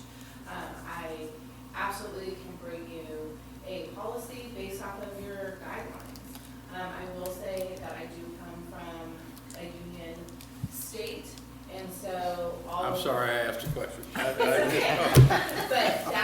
everything I am used to is steps. And so that is an option here as well, but there's many different ways to do it, and if that's something a policy is what council wants, we can definitely draft something for you to give us guidance so that we don't, every 2 years, like, why are we here again? But Dennis, we also need to build flexibility with this, because if you have a policy in place that says you will always do this, but we have an economic downturn and we can't follow our policy, why have a policy at all, right? So we need to look at our current situation and make a best practice decision with the council and the leadership that's in place and staff and everything else, and then once we've made that decision, we just stick by it. And then we have some consistency in our staff, we have some consistency going on in the thought of council, and we have that now. I think that we're going to be able to keep this from happening in the future. But we'll see. We all talk a big game. I just want you to see the dollars of what it's going to actually cost to get some of this stuff done. More questions before I move on? So for the employee placement, we use a 2 or 3%, depending on the option, per year in classification to see where we want to place them. So now I'm going to go over 3 options with you. Our first option is meeting council's goal of establishing the pay plan and the pay ranges utilizing the 50th percentile. This plan does keep our current rating system or our grouping of like classifications. So what that means is we utilize a system that takes classifications that are at the same level and we group them all together and give them one pay range. For example, we have park worker, park irrigator, and street maintenance worker. And all of them, from a benchmark data, have their own pay range and at the 50th percentile. However, the town gets that average and gives a pay range for that group of classifications. So next in this, we did the employee placement and we used a 3% per year to identify where we wanted to place them within the pay range, which is the pay range based off the 50th percentile. That total cost is $632,000.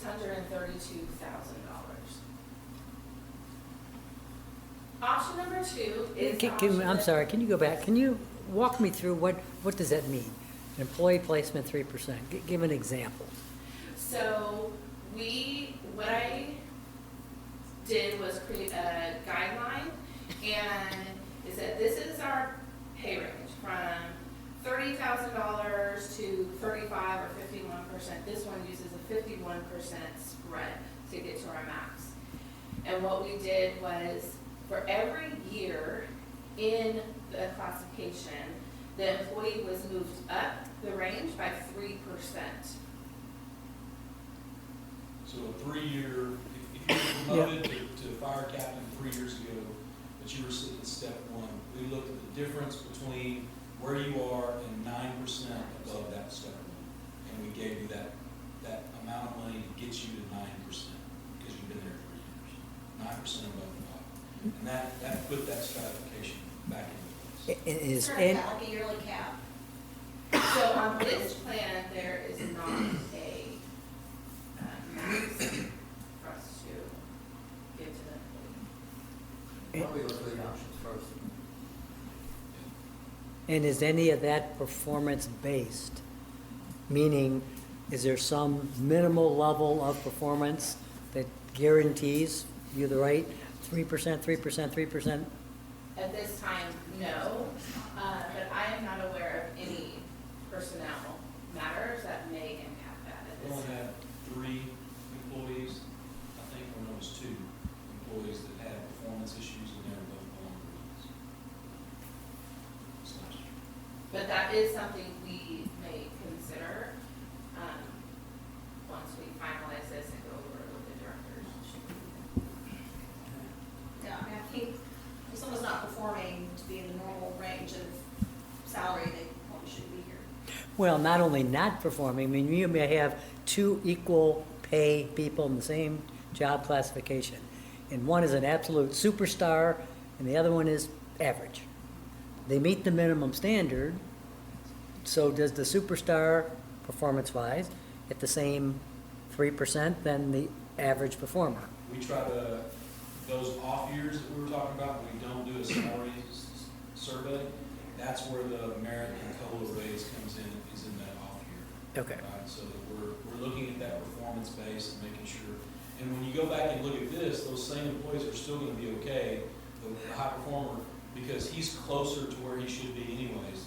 So we're gonna put him in that right spot. More questions?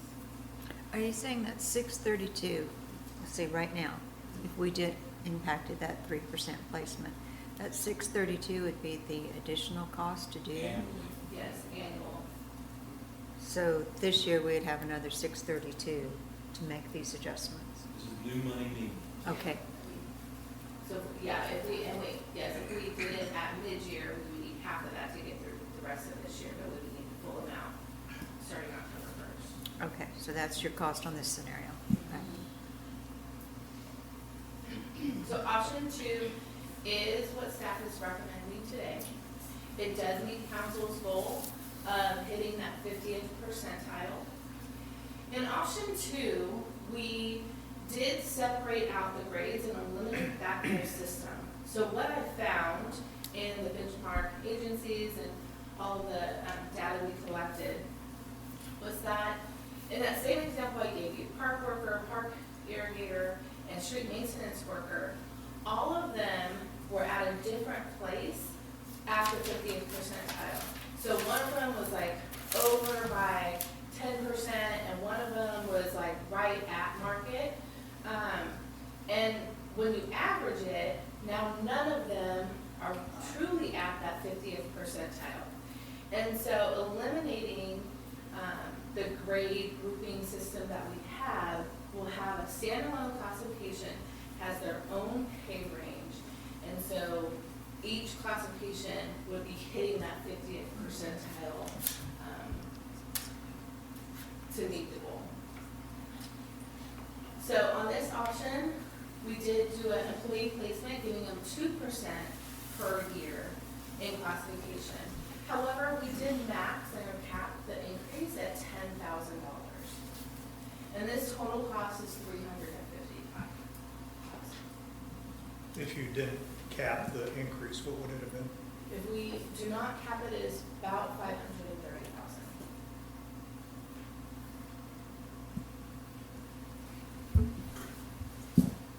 Option 3, we keep the current pay plan as is. The FY22-23 plan we have in place would remain. We would not adjust it to market, and we would not meet council's goal of being at the 50th percentile. Again, this would result in some of the classifications being over the 50th percentile by 20%, and some of them up to 28% under that 50th percentile. We did focus on this plan for employee placement and using a 3% per year in classification to put them within our current pay plan. And this cost is the lowest I have for you at $268. That doesn't solve the pay range adjustment problem. It does not address pay range in the market at all. Yeah, Number two, the bottom. So, in summary, we have prepared 3 plans for you. Staff does recommend option 2. It does address council's goal of the 50th percentile. It addresses our compaction issue and employee placement within the range and really utilizing the full pay range as it's intended. It's there for a reason. So with that, I do have a handout, and I'm here to answer any questions. So what April is passing out is the pay plan options. So the first document, or on page 3 of the document is going to be our FY 22-23 pay plan. That is where we stand today. The next option, or the next pay plan, is based off of option 1, being at the 50th percentile and keeping the grade system. And then option 2, the one staff is recommending, is the last pay plan in the document, and that separates out and eliminates that grading system.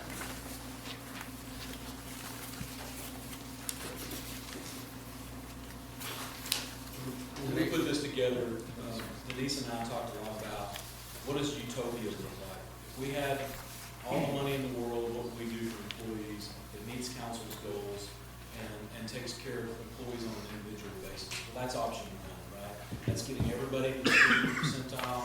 That's paying them exactly for their tenure, 3% a year, and put them back, stratifying them back where they need to be. But when that number came in, we feel like that was not a responsible number to put before council, knowing what we know about the revenues side coming in. And that's why we started thinking about, okay, what can we do that still addresses both needs? Because the issue that was brought up about PD this morning, right, was an outstanding employee of 5 years that left.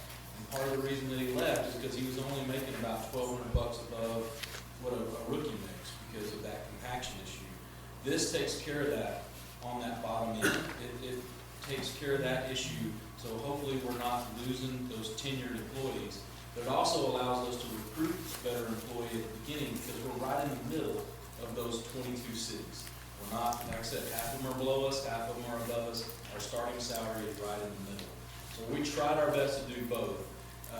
But to get that number down even a little bit further, like I said, we thought, a $10,000 annual raise increase is a pretty darn good raise. So that's why we put that cap in at 10,000, just to help us come up with a better number. Okay. So, thinking of option 2. If I was at 60,000 and my midpoint was 65, Yes. so this year I would get a $5,000 raise to bring me to midpoint and a 2% raise for longevity. If we're doing it at mid-year, we're only addressing the employee placement and these new ranges. We're not talking of adding a COLA at this time. But I think what you're talking about, Dennis, is when you're saying midpoint, you're talking about the 50th percentile. Yeah, well, so if I'm at 60,000 and I've been with the town 5 years, and somebody next to me has been here 1 year, and they're at 60,000, and we both get a $5,000 raise to bring us to midpoint, do I get a 2%? The additional 3% or 2% a year in growth. That's the way I'm trying to, that's why That's I'm correct. looking at this. That's correct. So the 355,000 covers both bringing up the midpoint and the 2%. That's correct. Okay, that's what I was trying to get to. That's correct. All right. So, So treating a employee properly for longevity gets addressed in this aspect. So our total, 75 people, employees, what's our head count? Our head count is 71, and we have 81 approved full-time positions. Have you looked at these by position? By individual, yes. Individual position. I know exactly how much per person we're paying. So when you look at individual positions and the ranges, because that example you just talked about, you move everybody up, but they still make the same, right?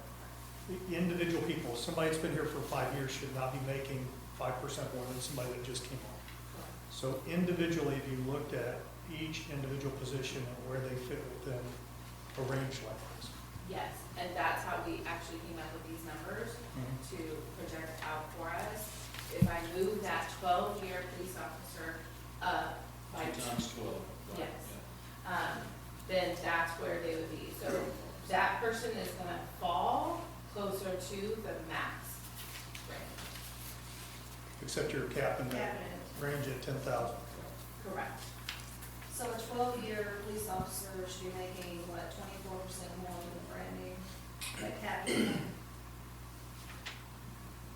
Yes.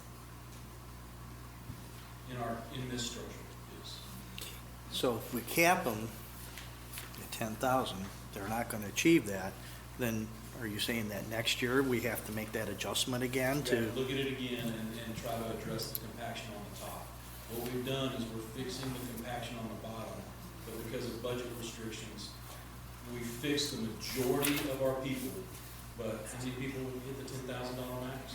15? For this option, it's 14 people. 14 people. So to give you a real number, so we do have some people that if we did not have the cap, would get a $30,000 increase, but we're capping it at 10,000. You should look at capping it by years of service, but that's not. We can, I think some companies, that was. In the revenue spots, we do our next discussion. It would have to See go why up, we yeah. did what we did. yeah, You're gonna have to raise taxes to do So when I look at this chart, yes. you got the minimum, midpoint, and maximum, and then percentage difference. What percentage difference? Which difference are you talking about? Excellent. So you're on option 2, correct? It doesn't matter. Yeah. Either one, there So is option 1 something. and option 2 have a right column, percent difference. Yeah, I'm on page 7. The first top is firefighter, So EMT. that difference is the difference between our current pay plan and placing them at the 50th percentile. Part-time firefighters, EMT and paramedic are calculated slightly different because there's really no market information on that. And so we place them 15% below our full-time firefighter, paramedic. So that is a difference there. But that difference is the current range to get to the 50% tile Correct. range. Got Get it. to the new pay rate, it's the Yeah, 14%. okay, thank you. So if you look at the firefighter EMT, they were under the 50th percentile by 11%. So we need to bump their range up by 11%. So their minimum from page, Well, it doesn't say what the guy or girl, the gal would be making. All it says is the minimum, and this is the current pay range. correct. Got it, okay. So what happens when you have a negative number? So the negative number is where they are over that Got it. 50th percent. So we do have one, I believe it's pool cashier. Animal control. That's the 20. Yeah. ACO. And for those, we did reduce it and put it back to the 50th percentile. So No, that's- no individual is gonna lose money. Oh, They okay, will stay where they yes. are, but the range is But correct. the range, okay. The range is gonna get correct. Okay. We're not taking Just money wanna from make people. Yeah. sure. Oh, by the way, we just got a pay increase. $37 pay raise. What, the range of mid, low, and medium, are they based upon that group of towns that you went to, or they're the stuff that's the state? So for each, option 1 and option 2, we started with the minimum being at the 50th percentile of the 22 agencies. From there, for option 2, it's a 35% spread to the max. And so that's how we calculated the max. So are there other towns that are similar? We're kind of unique, everybody looks at Mayberry, but is there like other towns that we're talking about, like Justin and Argyle, are they more similar to us than South Lake and Roanoke, that whole retail, Walmart, Home Depot? I am going, being the new person in Texas, Sure. I'm gonna defer. You know, Greg, you're correct, but the problem is, we're not losing employees to Justin. We're losing employees to Romney. We're losing employees to South Lake. We're losing employees to Grapevine. You have a $10,000 signing bonus, and they're starting at $12,000 more than our 2, 3, 4-year firefighter and police officer. That's the issue. So if our goal is to retain our employees, then we gotta be in a competitive market. And this is where the competitive market is. And I'd argue that we're at the bottom, because if you do these comparison cities, South Lake does the same thing. South Lake's at the 84th percentile, we're paid the 50th. Roanoke's at the 74th percentile, we're paid the 50th. That's where we run into issues, right? Is because these cities that have a lot more retail and have a lot more, I mean, Roanoke, for example, they're gonna pull in over $30,000 in sales tax this coming year. We got 1.4. 3 million, not that. 30 million. 30 million. $30 We have 1.3. You're talking about per capita. Yeah, exactly. Yeah. So the hard part, Greg, is there's really no one to compare us to. We're kind of in a very unique situation that our forefathers many years ago in the 80s made that decision that we will be a residential community with very little commercial. And, you know, if we want to attract and retain quality staff, we're going to have to pay for quality staff. And to prevent attrition and turnover and having to retrain and rehire and losing the experience, you know, that's can't really put a monetary value on that. And to keep the level of service, which our residents expect, we're going to have to make some decisions about that. Well, and it's not a one-off decision as Wade's gonna get to, right? This is one issue of 20 when it comes to a budget. Right. So there's gonna have to be trade-offs. And that's where we felt like, knowing the full picture, we feel like option 2 is a healthy trade because it does both. It addresses the compaction issue. It also addresses our 50th percentile issue and makes sure that those starting salaries can at least be competitive. Yes, sir. Chief Arado, what are your thoughts on option 2? I support option 2. I mean, it's sustainable, it's fundable, and it meets our goals. I mean, it does affect a few of my people with a capping of 10,000, but it's a major improvement. It moves them really into the range and make them competitive to stay here. Now they're not leaving for big numbers, they want to leave for money. And I think the difference in between the little and big number is you're in Trophy Club with the Trophy Club community as opposed to with these bigger cities with obviously a lot more action That's than we right. have here. So, you know, it's not all about the almighty dollar, you know, it's about who you work for, who you work with, the community you work within, and what kind of calls you're being sent out. So if we can get closer, you know, behind a little bit, I think the benefits of working in our community will outweigh that. We're improving our culture every day. Chief Rod is doing everything he can, fire department's doing everything he can, we're doing everything we can on the staff side to improve the culture and make this an attractive place to be, right, on that end. But the culture can be as great as possible, but if you can work a half a mile down the road and make 15% more, you're probably going to go. Now, if it's only 5% more, the culture might hold, right? And that's the goal. Build the best culture we can, be competitive. We might not be the highest paid, but we're competitive, and we're going to stop losing these people because they're going to see the value of working at the Trophy Club is more than the 5% increase in cost. Chief Wise, what are your thoughts on option 2? I agree with Chief Arada for everything he said for this man. Just to clarify, is this an annual increase, or is this a one-year increase and then different? Well, it'll be an annual increase to get you to here, and then we'll have to So look at every one-time single increase to year get us to here. to get us to there. But then, if you think about it, so everybody's gonna do something in October. So if we were gonna give a 2% COLA in October, that's another $200,000 on top of this, right? So, and that's just to stay where we wanna be, you know?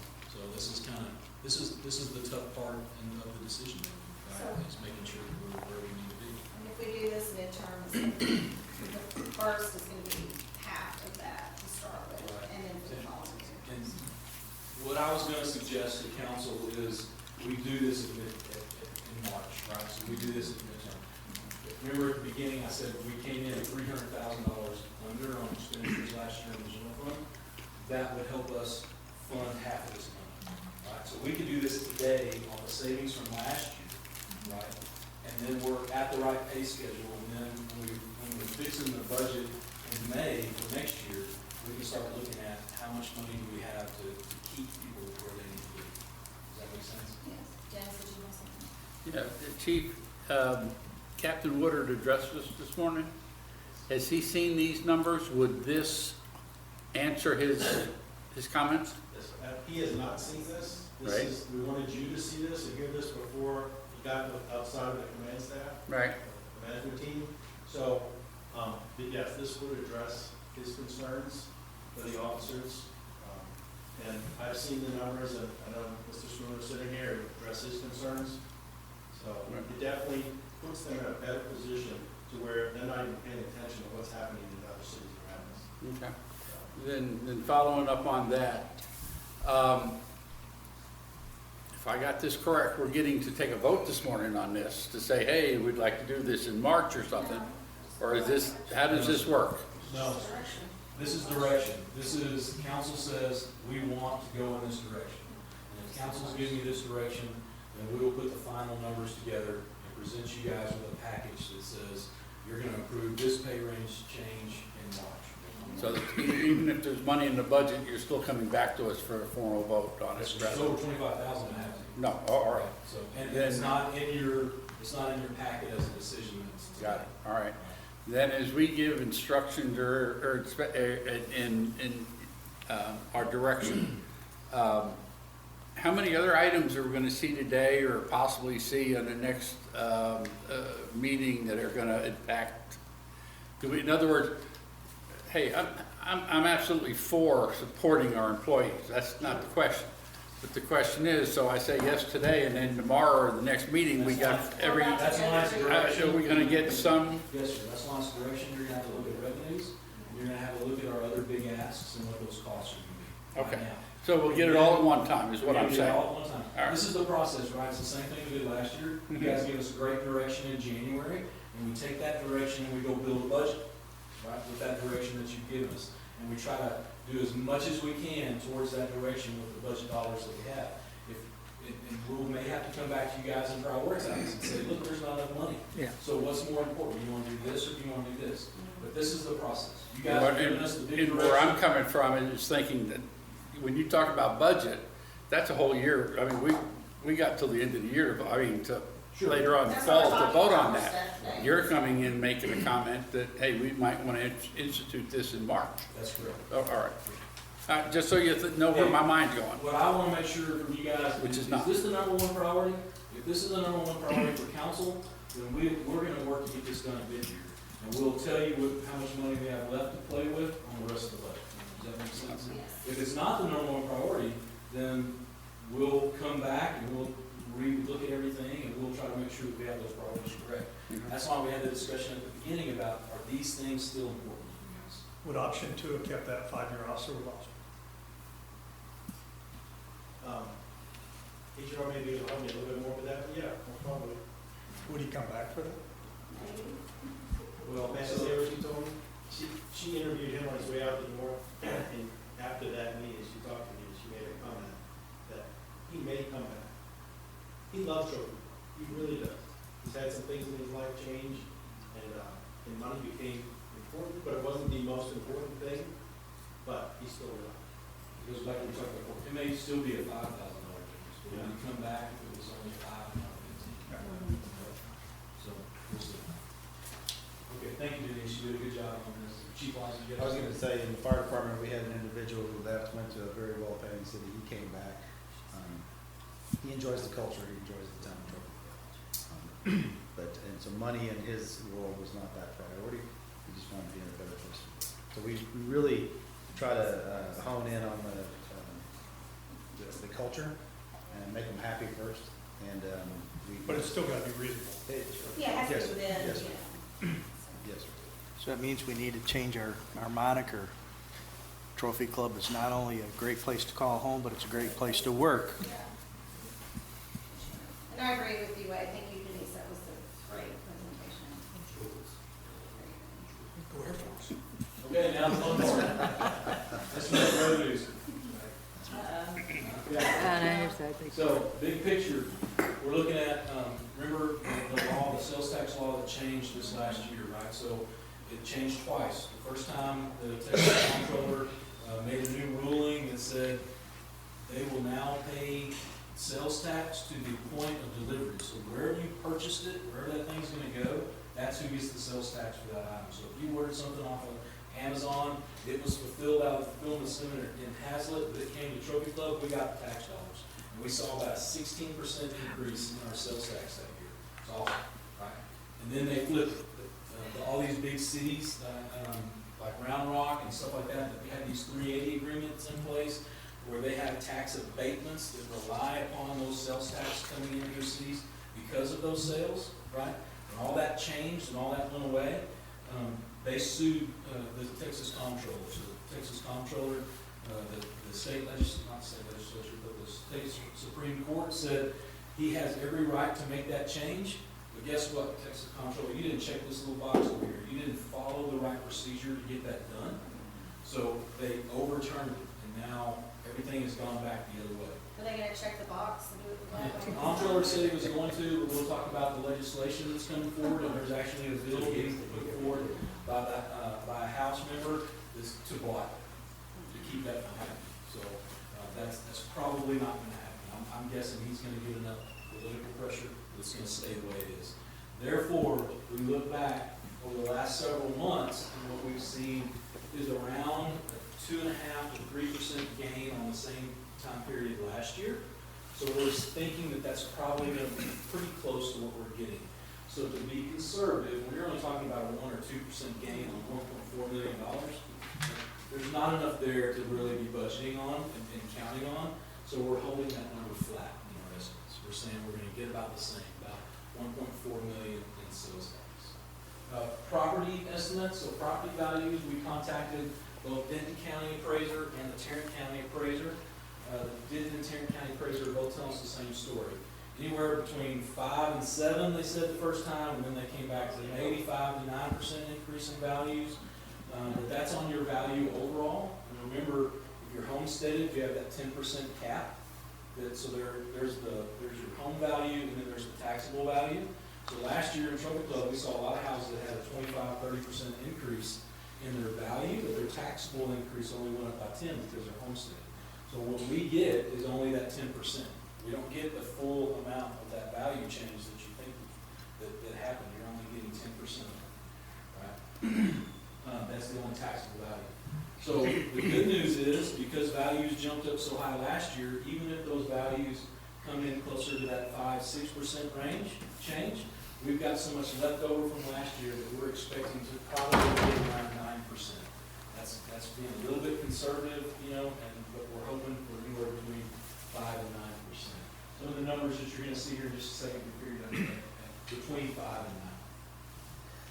So that kind of gives you the story on there. So one of the things we talked about doing, and one of the things that we really want to press for, that council gave us direction on, was taking over the fire department from the MUD. Right? So as everybody knows, just so people that are listening to this later understand, the fire department is funded by the MUD. We operate the fire department, but it's funded by the MUD. So to move them over means that we can drop the MUD fire tax, right? It's 5.625 cents is the fire tax for the MUD. That would go away, and then we would have an opportunity to raise property taxes in as close to an equal amount as possible, so that the citizen doesn't feel that much of a change. There's a problem with that logic. And the logic, I'll skip to the map. The problem is, there's a section of there's area that the MUD services that is not within the town trophy club. The MUD receives $450,000 in taxes from Westlake because the MUD covers a section of Westlake. Now, we don't run fire service. We run fire services mutual aid to Westlake, but we're not first in on any of that area. That's something Westlake has their own fire department. It's something they changed on their end, and they took that away from Trophy Club. Those folks are still paying that tax. So one of the things that this does is it cleans that up again, right? They get taxation without representation. Right? There's nobody on the MUD board from Westlake. There's nothing we can do. So this helps correct some of that. The problem is it's $450,000 in new money, right? So I can, if I lower the MUD tax, raise the property value or property taxes in that same dollar amount, I'm $450,000 short of covering fire department costs. Now, we've got something in here that we're looking at too. Tamara's done an amazing job helping us in April as well. Sorry. and April as well, looking at some different possibilities. One of the things that we're doing is we're looking at the CIP projects for the next 10 years. We have a 10-year layout now for our CIP projects. We look real heavily at the next 3 and what the cost or needs to replace the streets and the sidewalks and those kind of things. It's about $7 million. So if we take out a $7 million CO bond to cover the CIP, there's an opportunity there that we can lower our INS rate by a penny. By lowering the INS rate, the tax rate, instead of giving that tax rate back, you can move that over to M&O from INS, right? So now we're taking it out of our debt rate and we're moving it over to our operations rate, right? So now that's about $215,000, $220,000 depending on valuations. So now I've shortened that shortfall, right? So now that 450 is now 230 that I gotta get. And that's what you're seeing up here. So the good part about moving the fire department to the state law with the whole 3.5% cap, the way they figure you taking on a new service, even though it's not new to the citizen, it's new to the town of Trophy Club because it's a mud service right now. Since we're taking responsibility for that, then the way your whole property tax, and I can get, Tamara knows a whole lot more about this stuff than I do with the finance background. But the way they do this figure for that 3.5%, if you're taking on a new service, we get to take the cost of the fire department, every dollar that it costs to run the fire department, we get to put that on last year's no new revenue rate. That means looking at what it cost us to run the city last year, we stack the fire department number on top, and we're allowed to grow 3.5% off of that number. And that's why you're going to see these numbers very similar, right? So if we don't take over the fire department, right? We don't take over the fire department, our sales tax stay pretty flat where they are, and we figure this at 5%, right? 5% growth in our property taxes, our property evaluations, you're going to see new money for $463,000 that we didn't have last year, right? At 5% growth, new money. Yes, sir. I totally disagree with that forecast. I think if you check with the realtors out there now, you'll see there will not be any value increase, or somebody will be able to fight it to get no increase. Market, you know, the few houses I know of being sold within the last 30 days are significantly down. That's one. Two, explain this assessed values above 1% would put us as shortfall, and then the assessed value below a 3% will trigger an election. Explain those two. So, and I take it for whatever, it's just my opinion. Great question, and actually we got a slide coming up that I was gonna, that better shows this. So your tax rate, your 3% is growth off those evaluations, right? So as our values increase, we can lower the tax rate to stay at that 3.5%. That's what that's getting to. Yeah. So we're saying, if you want everything that we're talking about, you want option 2 for employees, you want to take over the fire department, you want to continue to add a firefighter and a police officer a year. If values only go up 3%, then the only way we can pay for that is to go above the 3.5% increase, which would trigger an election. We'd have to go above the voter approval rate to pay for all of that stuff. Right? So that's what we're saying. We got to get the values above that 3% in order for all of this to work. So in thinking along that line, if there is no value increase, then it would trigger an election. Yes, but what you're not thinking about is that, remember last year we only got 10%. Now, we can recapture that portion. That's income-wise. So more than likely, most houses, if you look at, we saw as much as 25 to 30, but most people got around a 16 to 18% increase in the property value. I'm understanding that, but I was just one after that one line. But that's what I mean. So we're going to be able to capture that 7% because that value's still there. Which would fall under that assessed value would be above the 3%. That's Okay. exactly right. Got it. Yes, sir. Just want to make sure if we take over the fire department, that they give us the reserves that are in the fire station. Sure. That'll have to be worked out. Well, Yes, sir. just, That'll have to be in that aisle thing. And as far as triggering an election, we're looking long-term taking over the money. Does that prevent us, if we do this, from going to another special assessment, whatever the term is, with the taking over the money? We have to increase the No. The MUD is the tax rate. proprietary fund. That's the correct language? Correct. The mud is a proprietary fund in the city, or in the town, which means it pays for itself. So if you take over the mud, you're taking over their taxing authority, which really they don't tax hardly anything at all, it's mainly usage fees.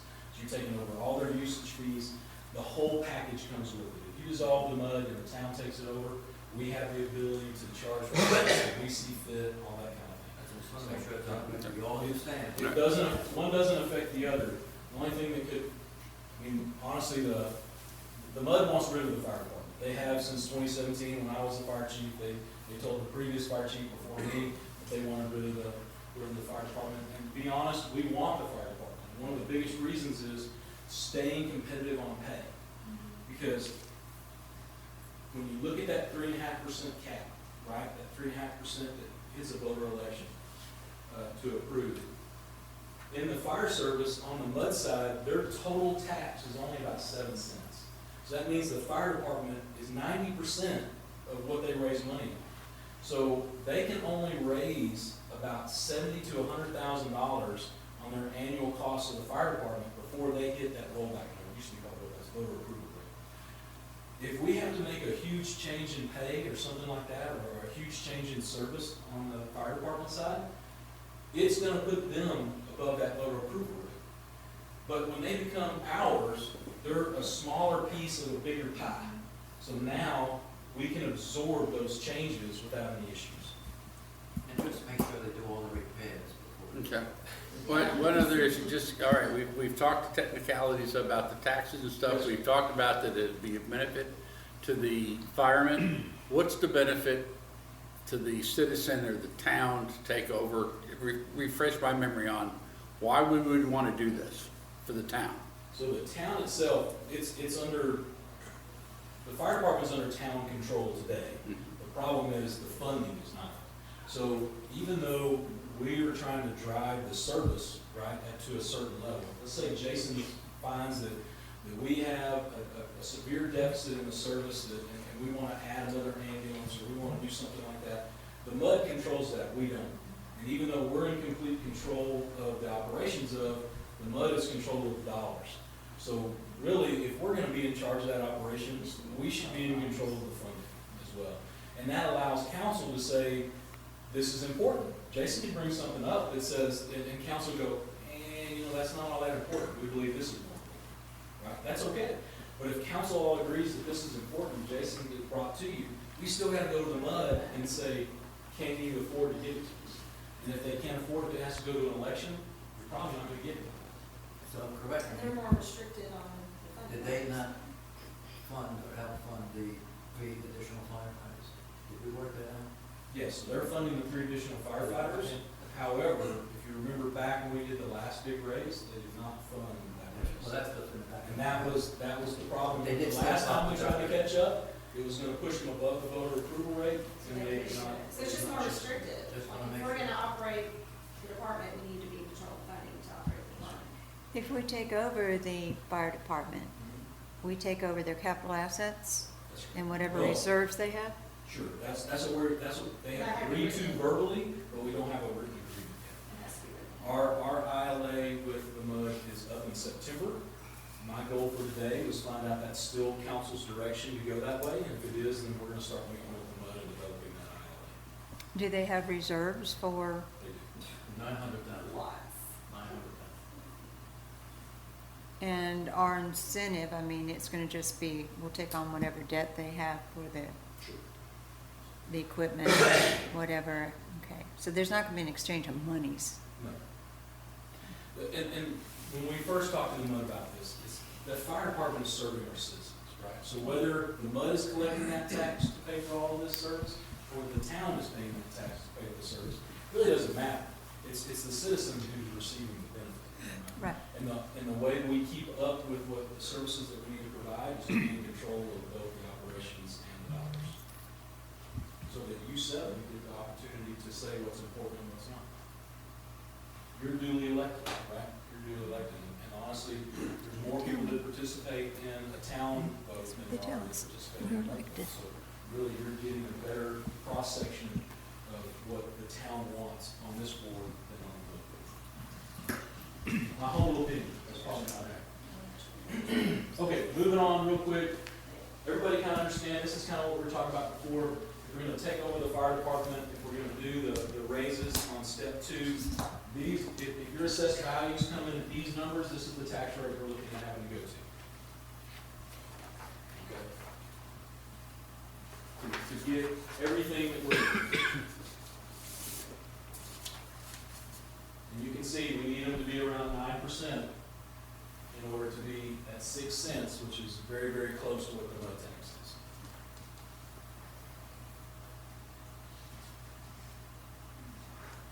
All right.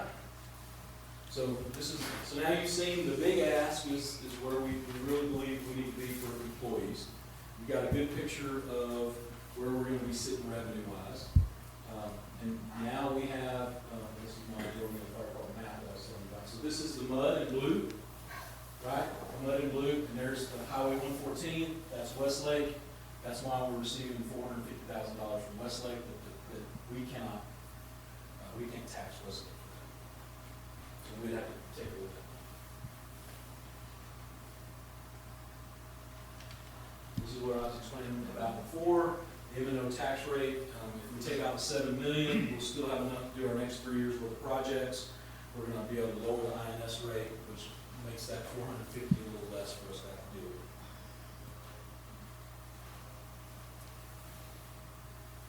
All right, and this is what we're talking about, making sure the council's still on board with. This was the plan from last year.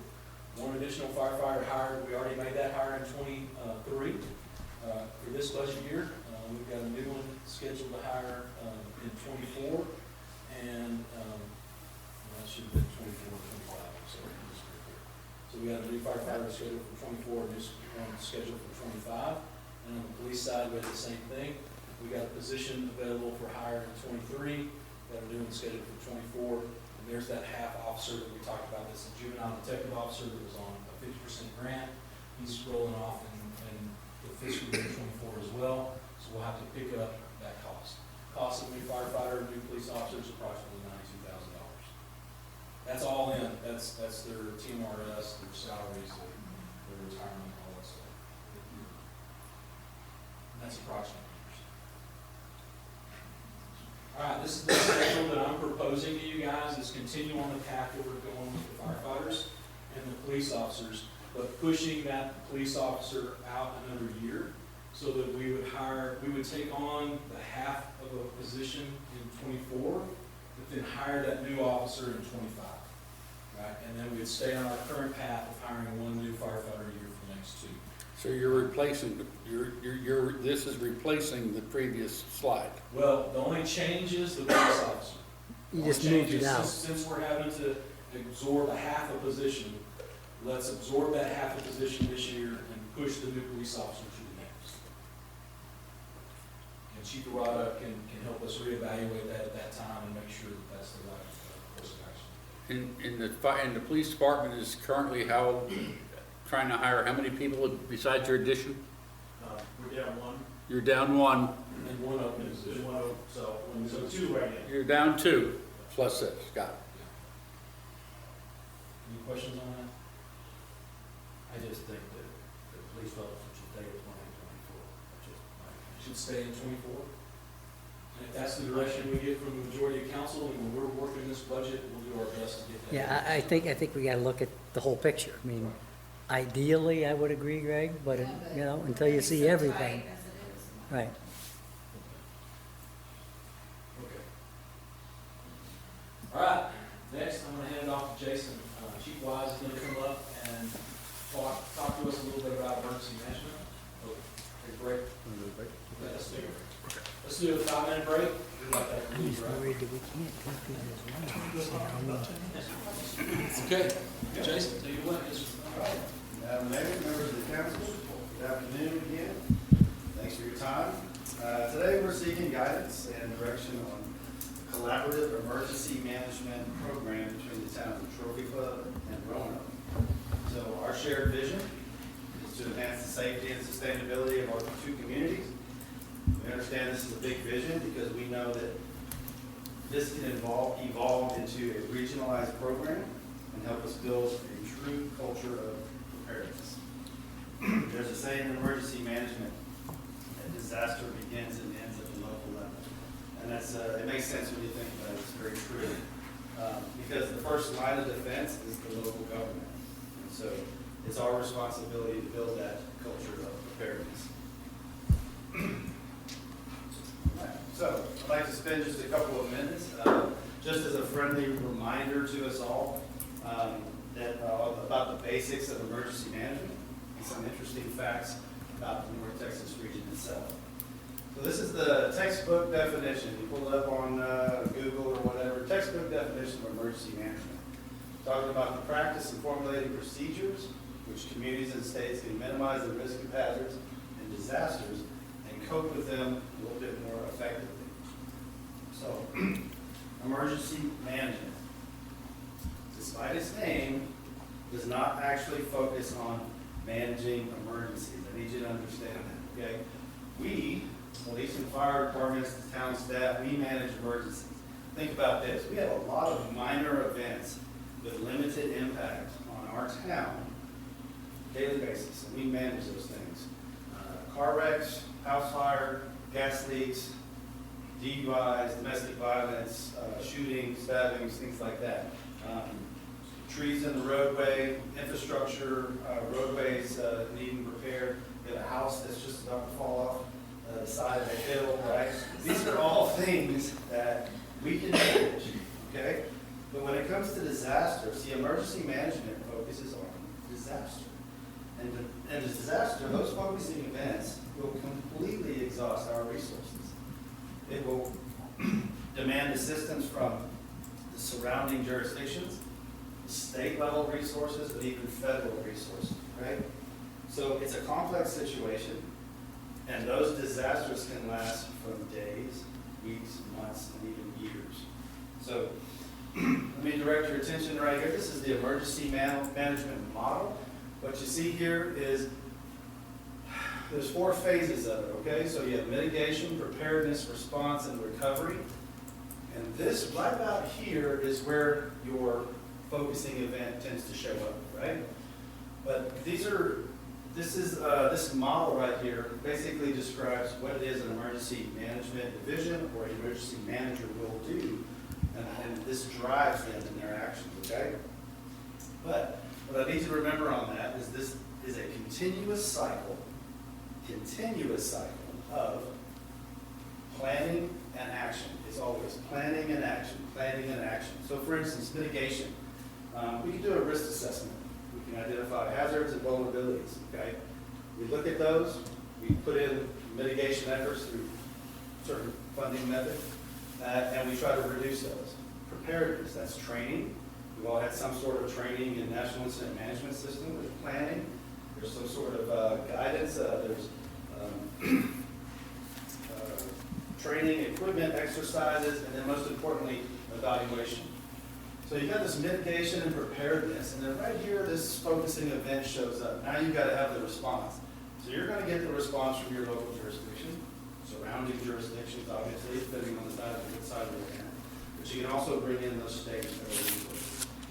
And that's big. So an emergency management coordinator is responsible for coordinating that response, not just from first responders, but you're also talking about non-governmental organizations like Salvation Army, American Red Cross, faith-based organizations that help out in certain situations, and those community stakeholders for all those commodities and things that we need for recovery. And then the last part right here is this recovery. Probably one of the most difficult times because we just don't know what happens. Depending on the event, it could be a very difficult recovery or it could be something a little bit more timely. But either way, all we're trying to do here is restore what we had back to its previous state. All right, so here we go. All right, so this is from the Office of Emergency Management in Denton County, and these are your identified hazards from the county.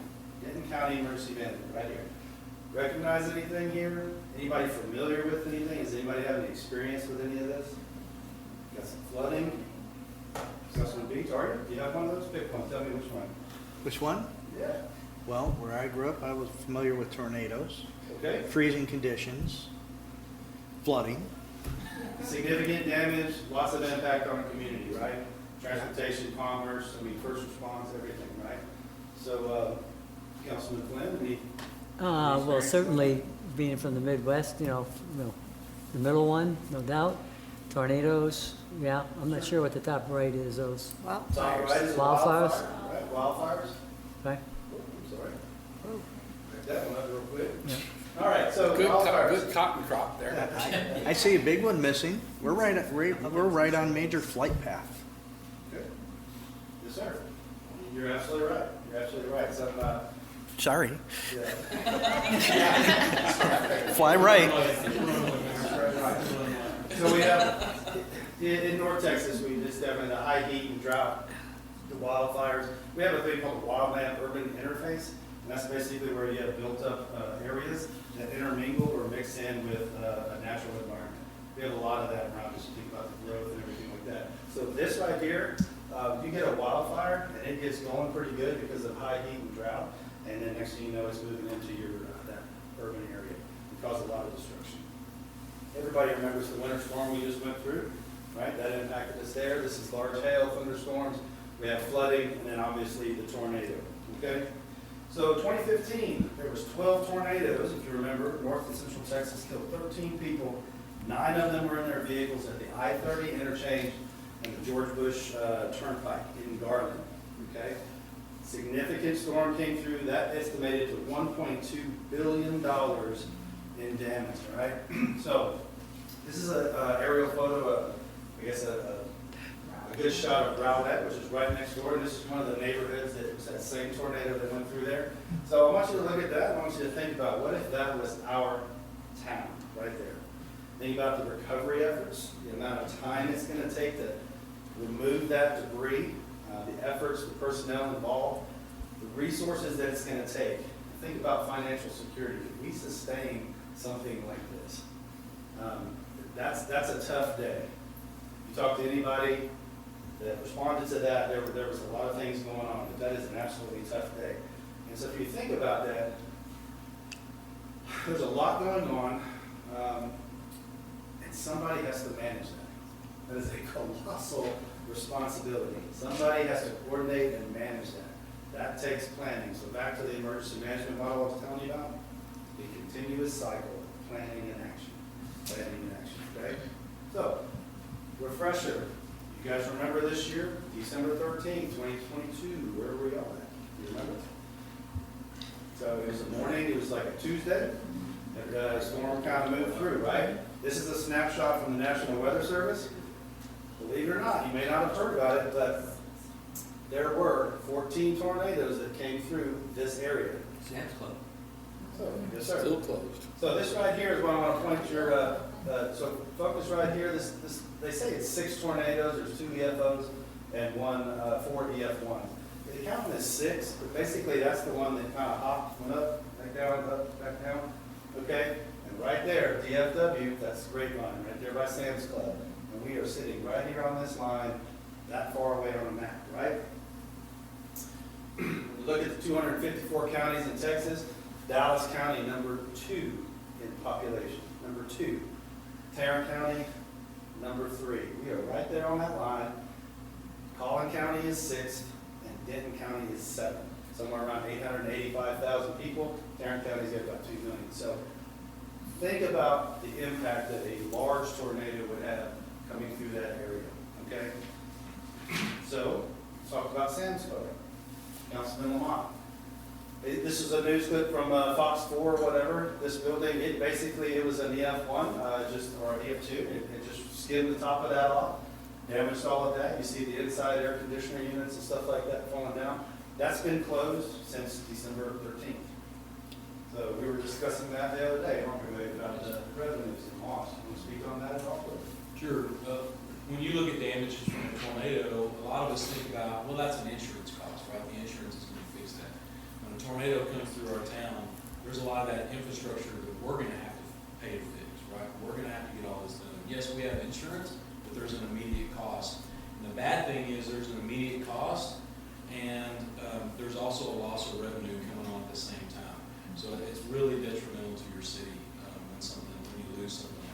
Grapevine, they get a lot of revenue, right?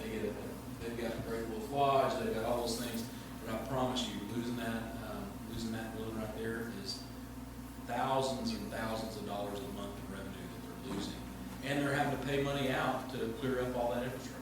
Well, they're gonna have to completely, they can't even repair that roof. Yeah. They're gonna have to shut it all down and That's right. restart.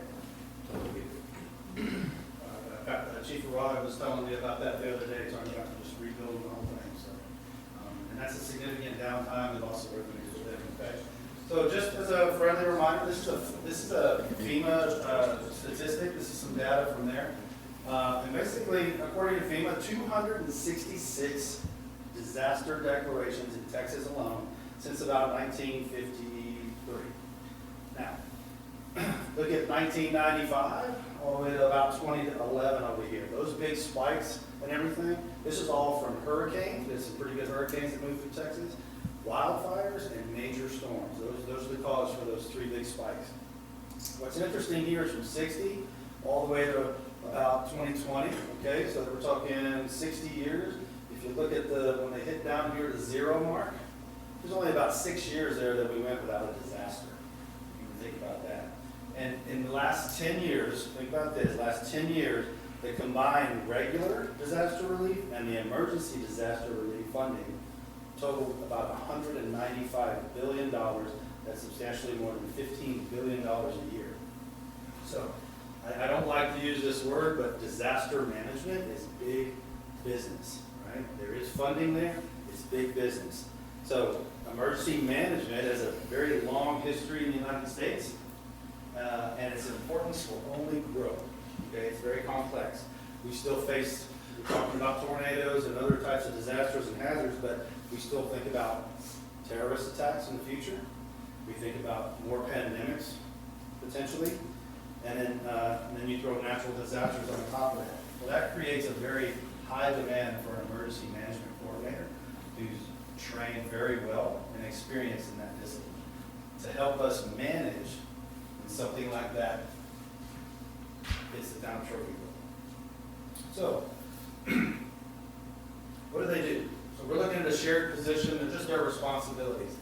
They're going to coordinate management emergency preparedness programs, regional disaster resource assistance plans.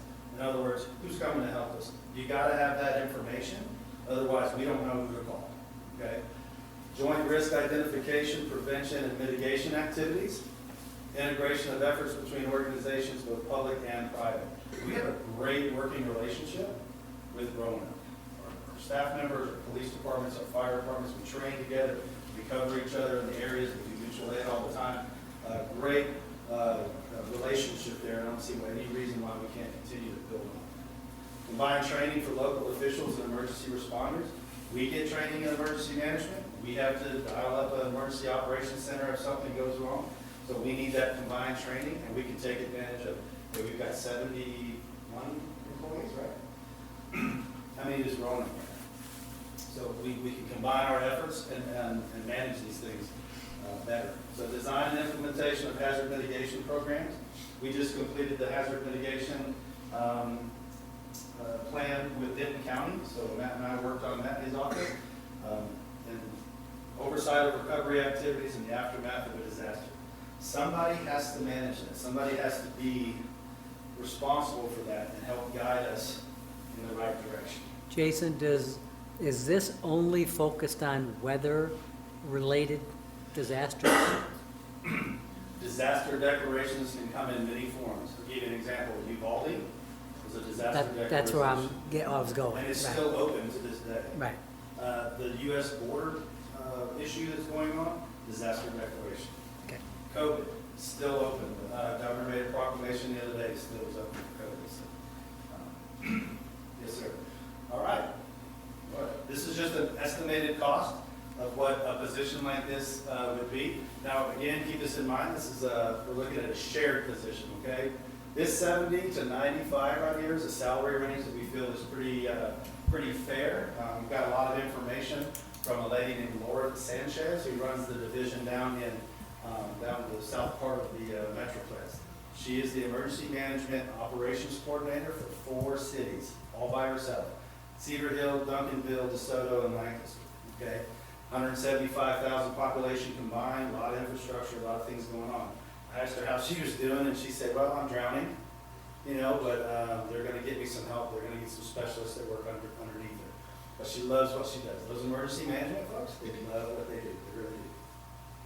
Anyway, she gave me a ton of information about salaries, job descriptions, and things of that nature, and she kind of walked me through the process of a shared position. So she said that their operation is working very well, all the towns are communicating, and it's just running smoothly. So again, so Denise helped me out with this part right here. This is all kind of what goes along with an employee. And so what I'll show you here is that we took the bottom number of the range, 70, we added all the numbers up here, total is that, and then there's your shared position. So that's Roanoke paying half, and us paying another half. 95,000, all the way again, and this is what it would cost as a shared position. All right, so just real quick, to sum it all up, the advantages of it. First of all, cost savings, okay? When you look at this graphic here, cost and value, you've got a lot of value at a lower cost. This is a half a position, and we said that we could see this growing into something potentially more, right? Think about an ILA between not just Roanoke and TrophyClub, but doing like what Laura Miss Sanchez down there has done to take 4 towns. Maybe Westlake joins us, maybe Northlake joins us, and then pretty soon we're splitting that 4 ways. Okay? But Roanoke's committed to the program. I've been talking with Chief Addington over there and working with him, and they're committed to move forward without us. They want an emergency management position. So they're gonna, I think they have the capacity, the funding, I think they're gonna go after it, and I think it would be a missed opportunity if you join in on that. He's very willing to share this position with us, they are. We just have to work it out. They're building a brand new police department over there that's in design right now, and I'm just gonna be in about a year or so. But it's like how much is that building? $40 million building with a EOC in the middle of it and everything. So what a great partner, you know, to have with those types of resources to help us out with something like this. The next part of this is that teamwork aspect we're talking about. Regionalism, okay? Foster those relationships. Let's capitalize on the strengths and capabilities of the local resources around us. And then the last part right here is compliance, rules, regulations, things like that. Let's focus on compliance. That's our NAT. We have to be, in order to be compliant, we have to have National Incident Management Systems training. We have to have an emergency operations plan that's current. We have to be part of the hazard mitigation plan. And there's a whole bunch of other rules. So when something bad happens, FEMA does not just show up down here with a checkbook and say, Madam Mayor, how much do you want? That's not how that works, right? And I know you know that. But in simplest terms, that's not going to happen unless we are very organized and we are compliant with all of their rules and regulations and processes. Again, why it's so important to have somebody who knows all the ins and outs of that and can help us manage that. Yes, sir. So this is new for us. Are there any other cities around here that are already doing that near us? As far as shared positions? Yes. So Lake Worth and Saginaw joined up last year. So that worked out really well. And right after they did that, they had remember the jet that went down on the base and all that, and then in town and all that kind of stuff. So that helped them out. And again, the 4 cities, Duncanville, DeSoto, Lancaster, and Cedar Hill, they've taken 4 towns and they've done it that way. There's several throughout the state, but here's what I can tell you. Go ahead. It would seem like, to that point, Westlake would be a natural, A no-brainer. Right. Right? So they're focused on they're focused on hiring firefighters at this point. They really don't want to hold us back, but we've been in conversations with them and talking to them. It's a need. They would love to do it. They just have they're just focusing their efforts in other areas right now. Not to say they won't come on later, but I think it might happen. Who else have you reached out to that's surrounding, aside from Westlake or Argyle? Northlake.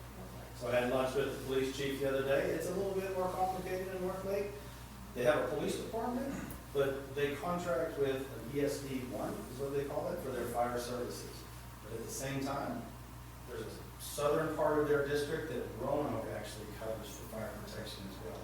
I think it's a little more complicated, but I don't think it's impossible to get done.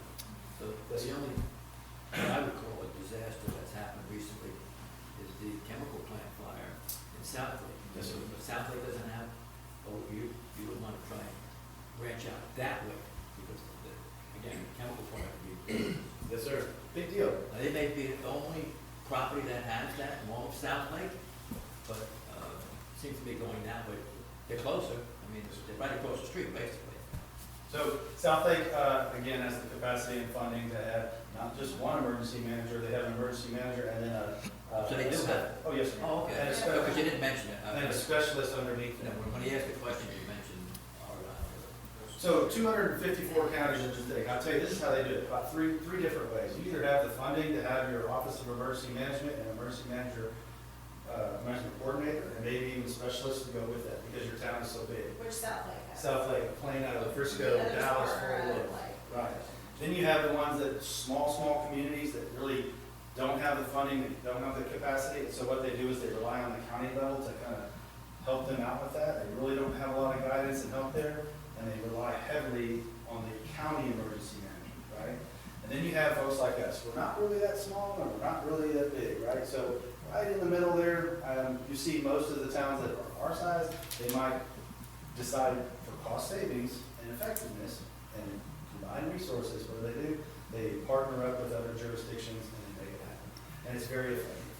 Chief, So, yes, if we were to go into a sharing with Roanoke, who would have the responsibility of recruiting and housing and, you know, office supplies, all the things that these things will require?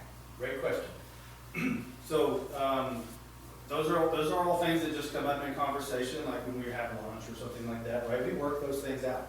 Who has a vehicle, or who has the office space for them, and things like that. You just basically create an ILA.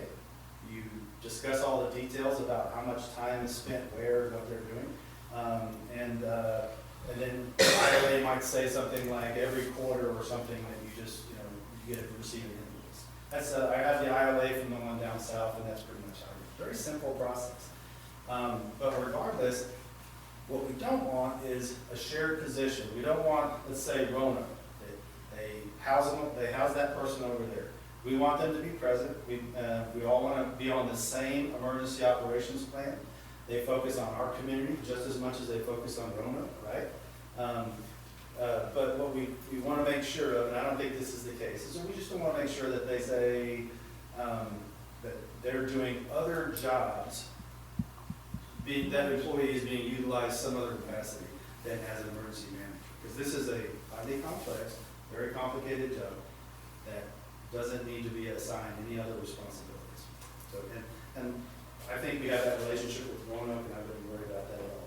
But at this point, with a $40 million police station and EOC and all that good stuff, they're going to have plenty of room over there.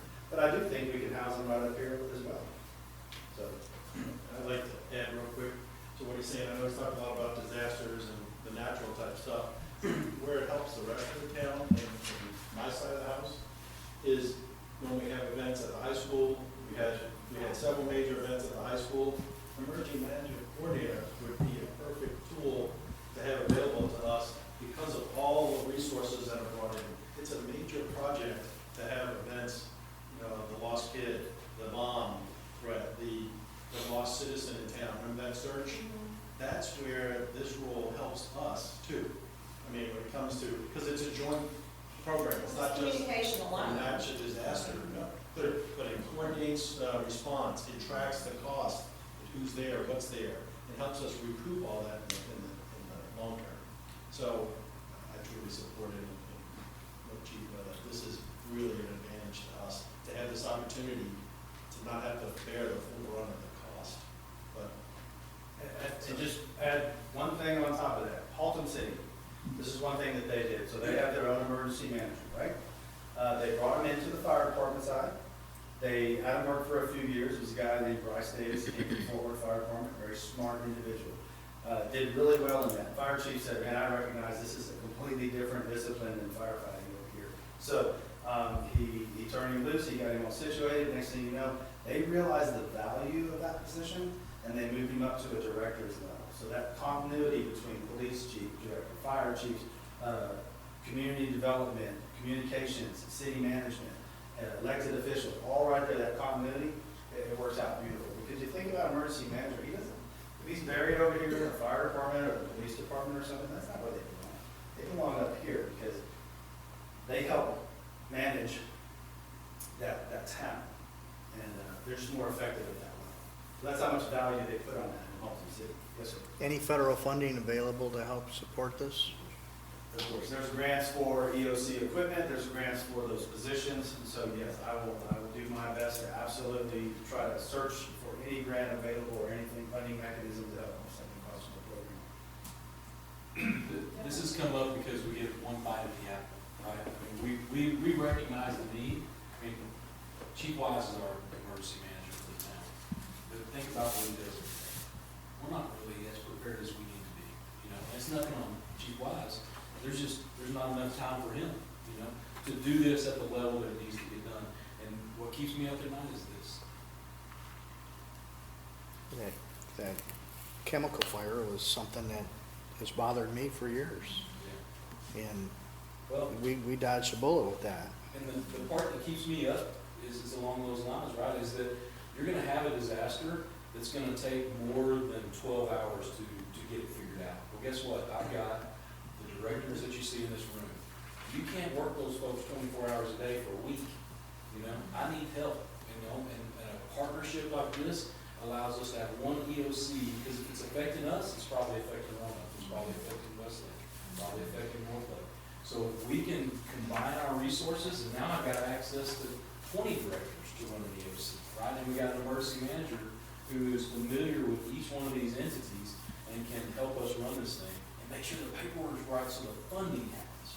Because you screw up the paperwork, you fall behind on something that's supposed to be an annual report or something like that, and there's no funding coming. There's no, if you're not in compliance, doesn't matter how much money FEMA has, they ain't giving you any. You know, so that's part of the main reason that you have one of these emergency management coordinators, because they stay up on these.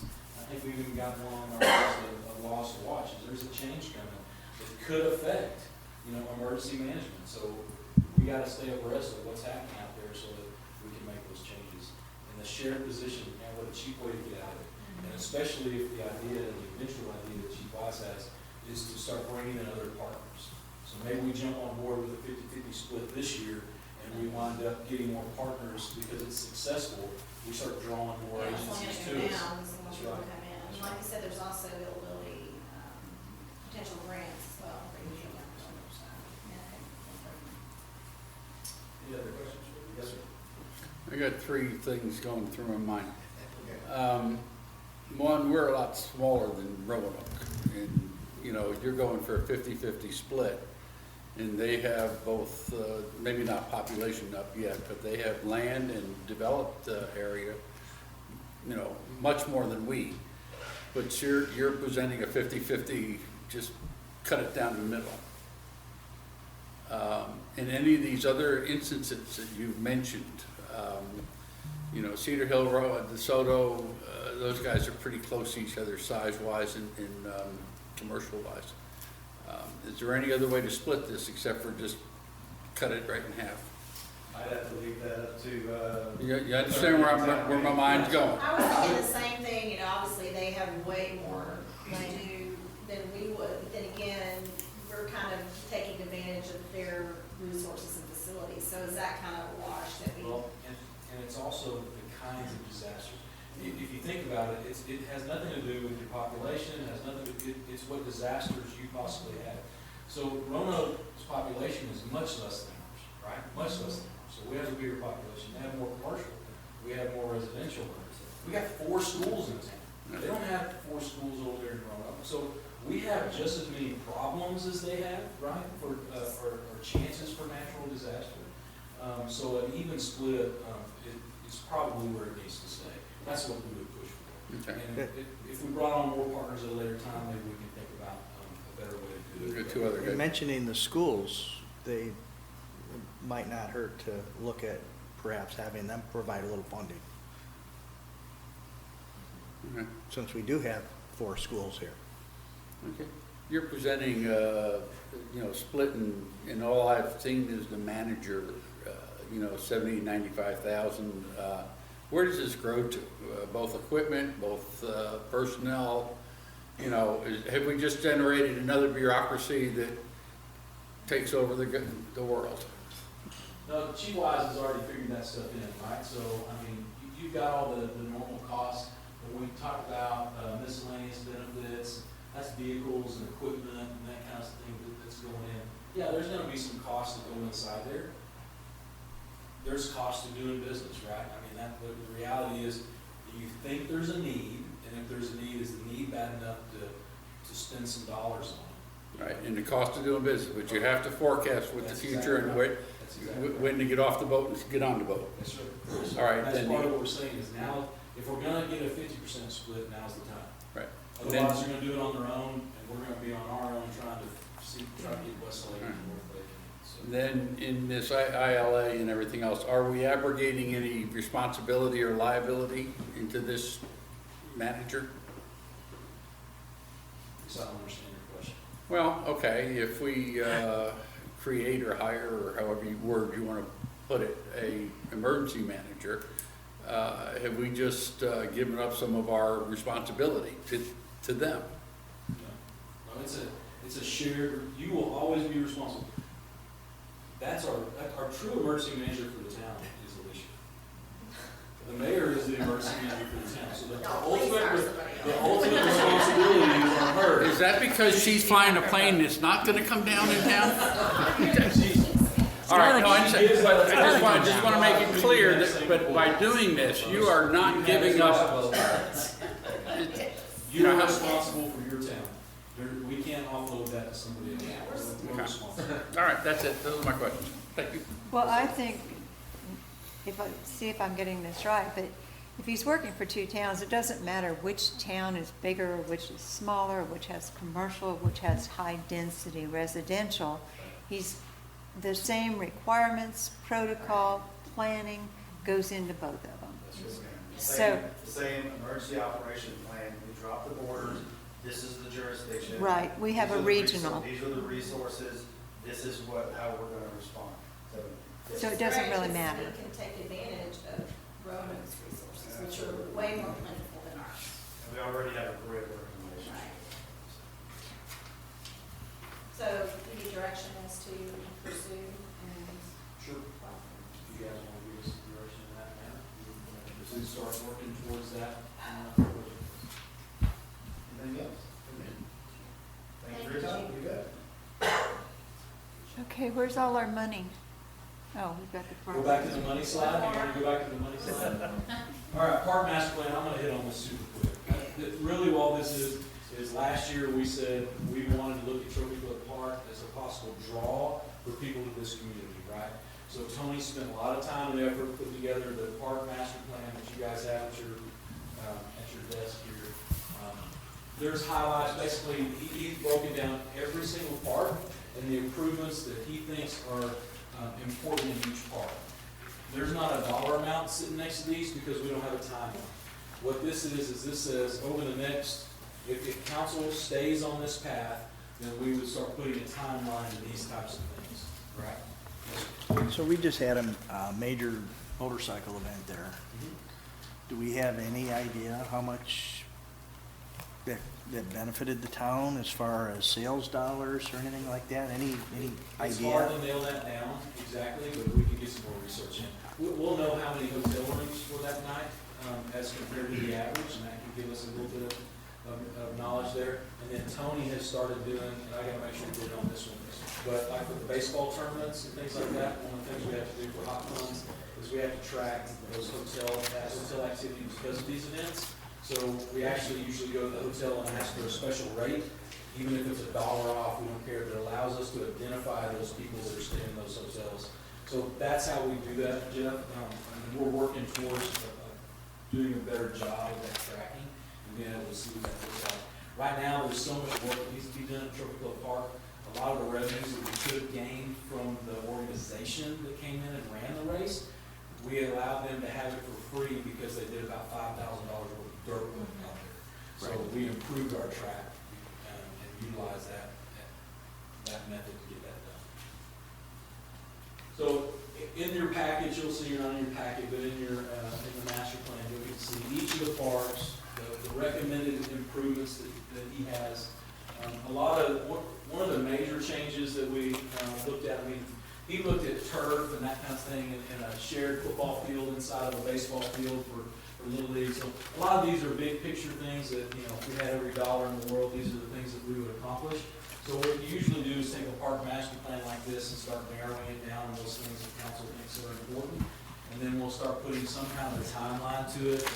We may want to do this 5 years from now, 10 years from now. And then we will do a full presentation on this to council. I'll let Tony get up and do that. But some of the things that are, you know, I'll let him talk a little bit more about the things that are most important. But when you look at some of these baseball fields and things like that, one of the things that are most important is a lot of times we have to re-crown those fields so that we get the watershed off of them that we need. And that's almost on every one of these slides for the baseball fields and the soccer fields. And it's just taking us too long to dry out, so it's time to start looking back at that and re-crowning some of those fields so we get that drainage that we need.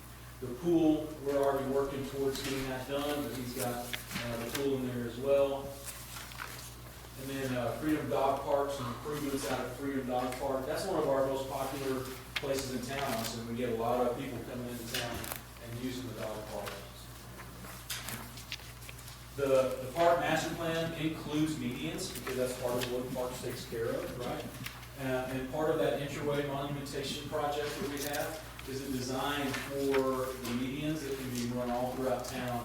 That way we can have kind of that continuity feel as you're rolling from Trophy Club. Right now you've got different kinds of medians and different kinds of landscaping in each one.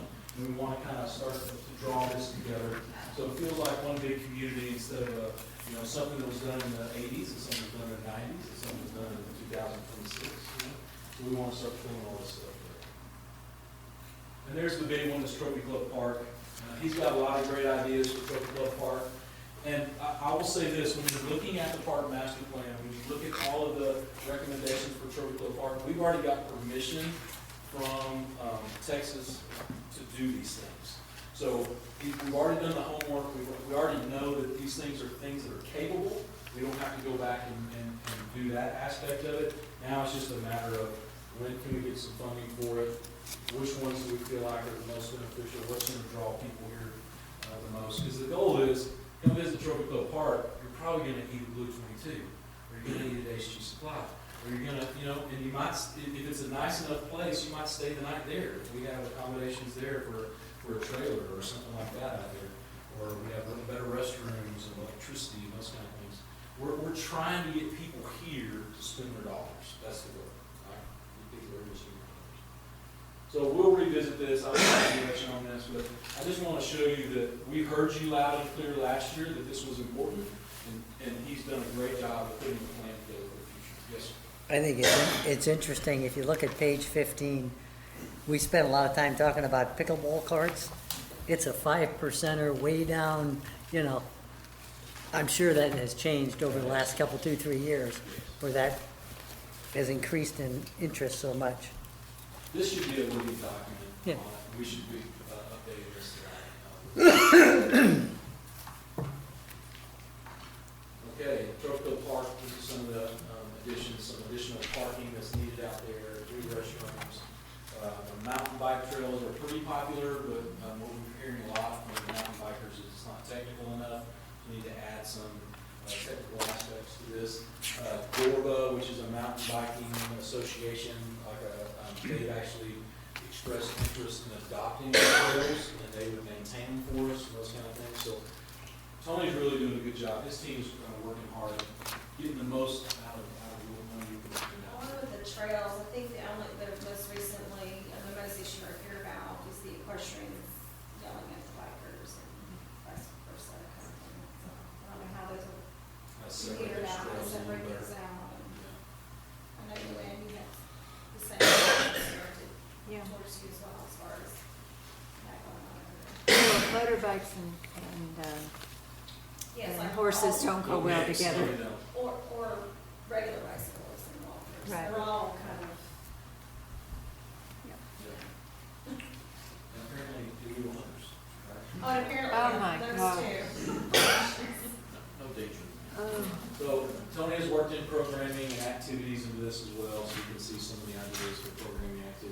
we'll constantly monitor this stuff. Bocce ball is a great example. Bocce ball was super popular about 5-6 years ago. It's died in popularity, and we probably need to convert at least one of those bocce ball courses to something else, because they're not being utilized. So we just need to always keep an eye on that. It's just like a pickleball. We need to be monitoring what that looks like and add the facilities that we need. All right, we're coming into the home stretch here. So here's some of the legislation, just some examples. If you're ever curious.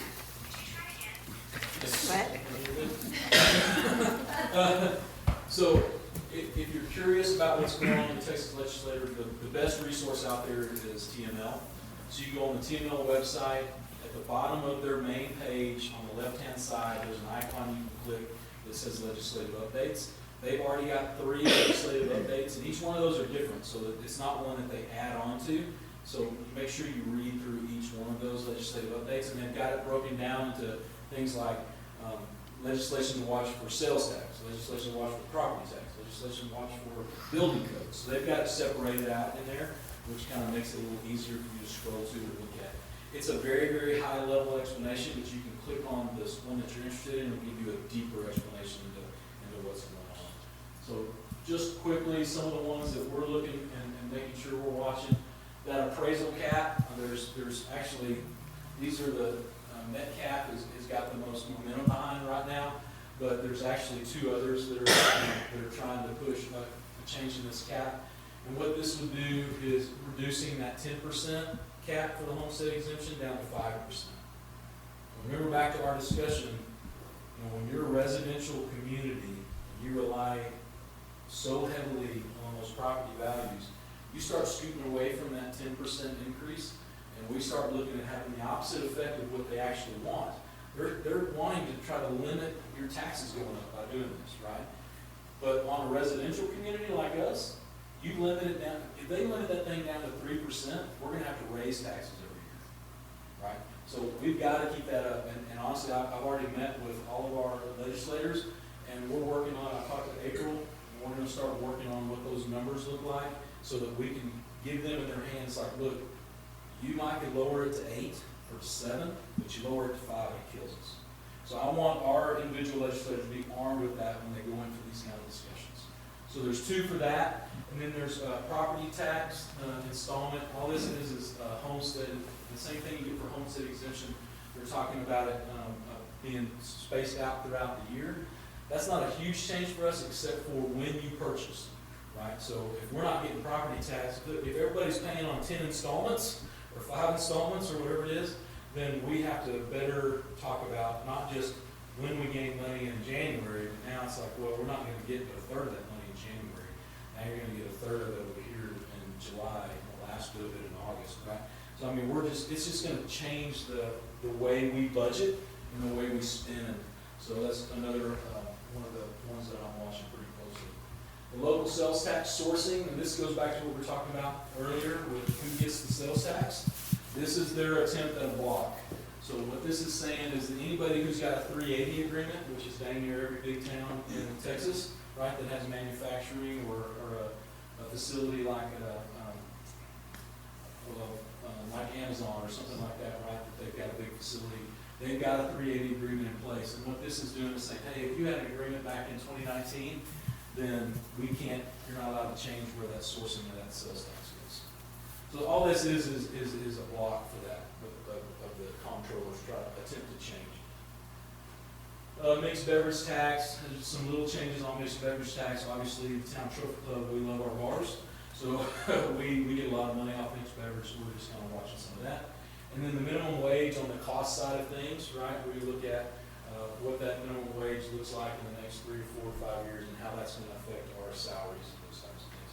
And really minimum wage is going to affect us on the seasonal workers more than it's going to affect anything else. The last big one is on elections, and this is actually a positive for Trophy Club if this thing passes.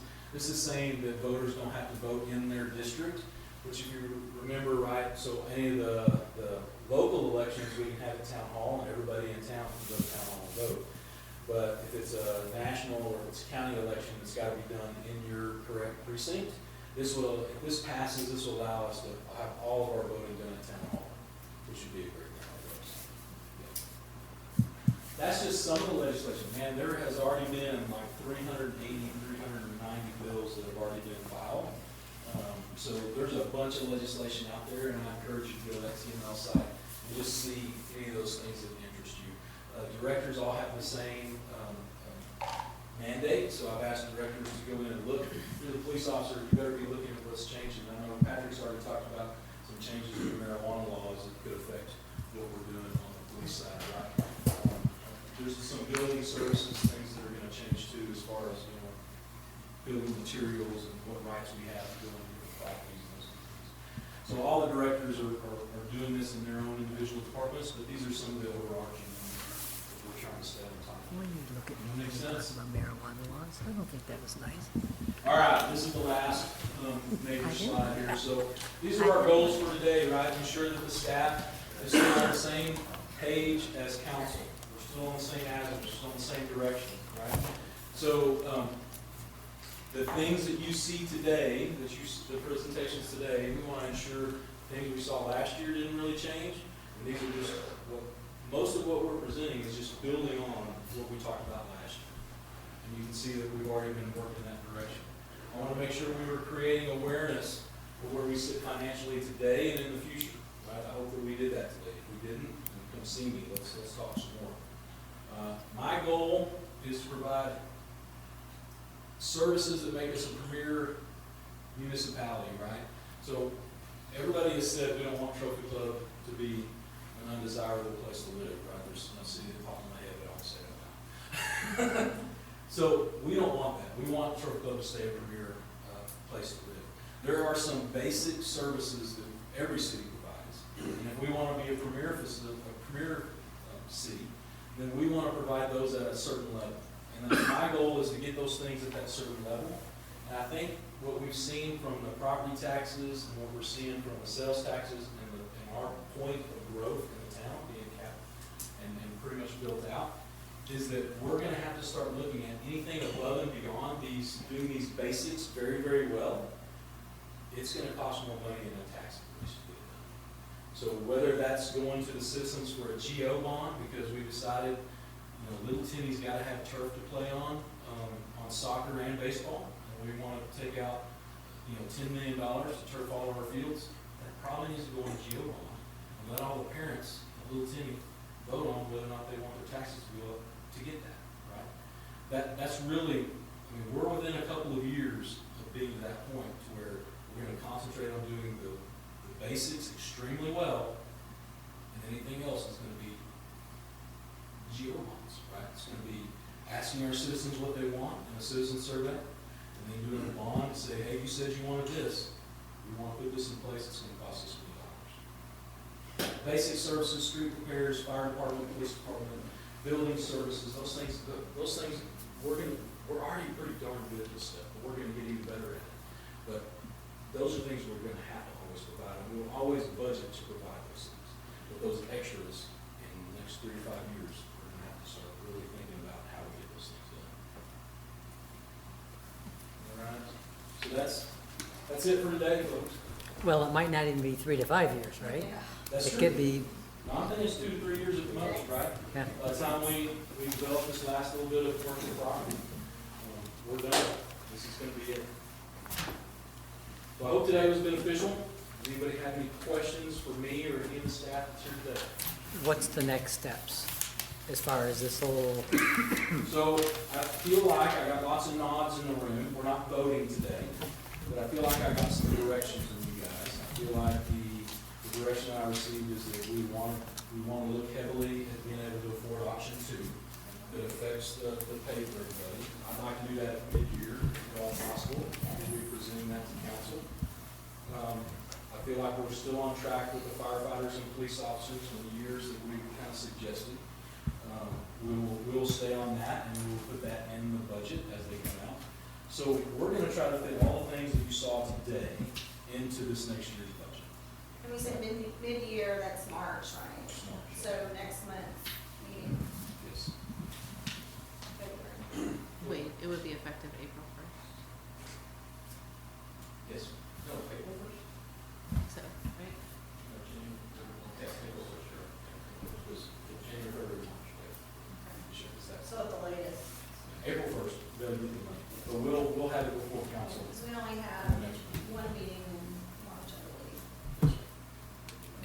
Oh, we've got So it's school coming break, up yeah. quick, so.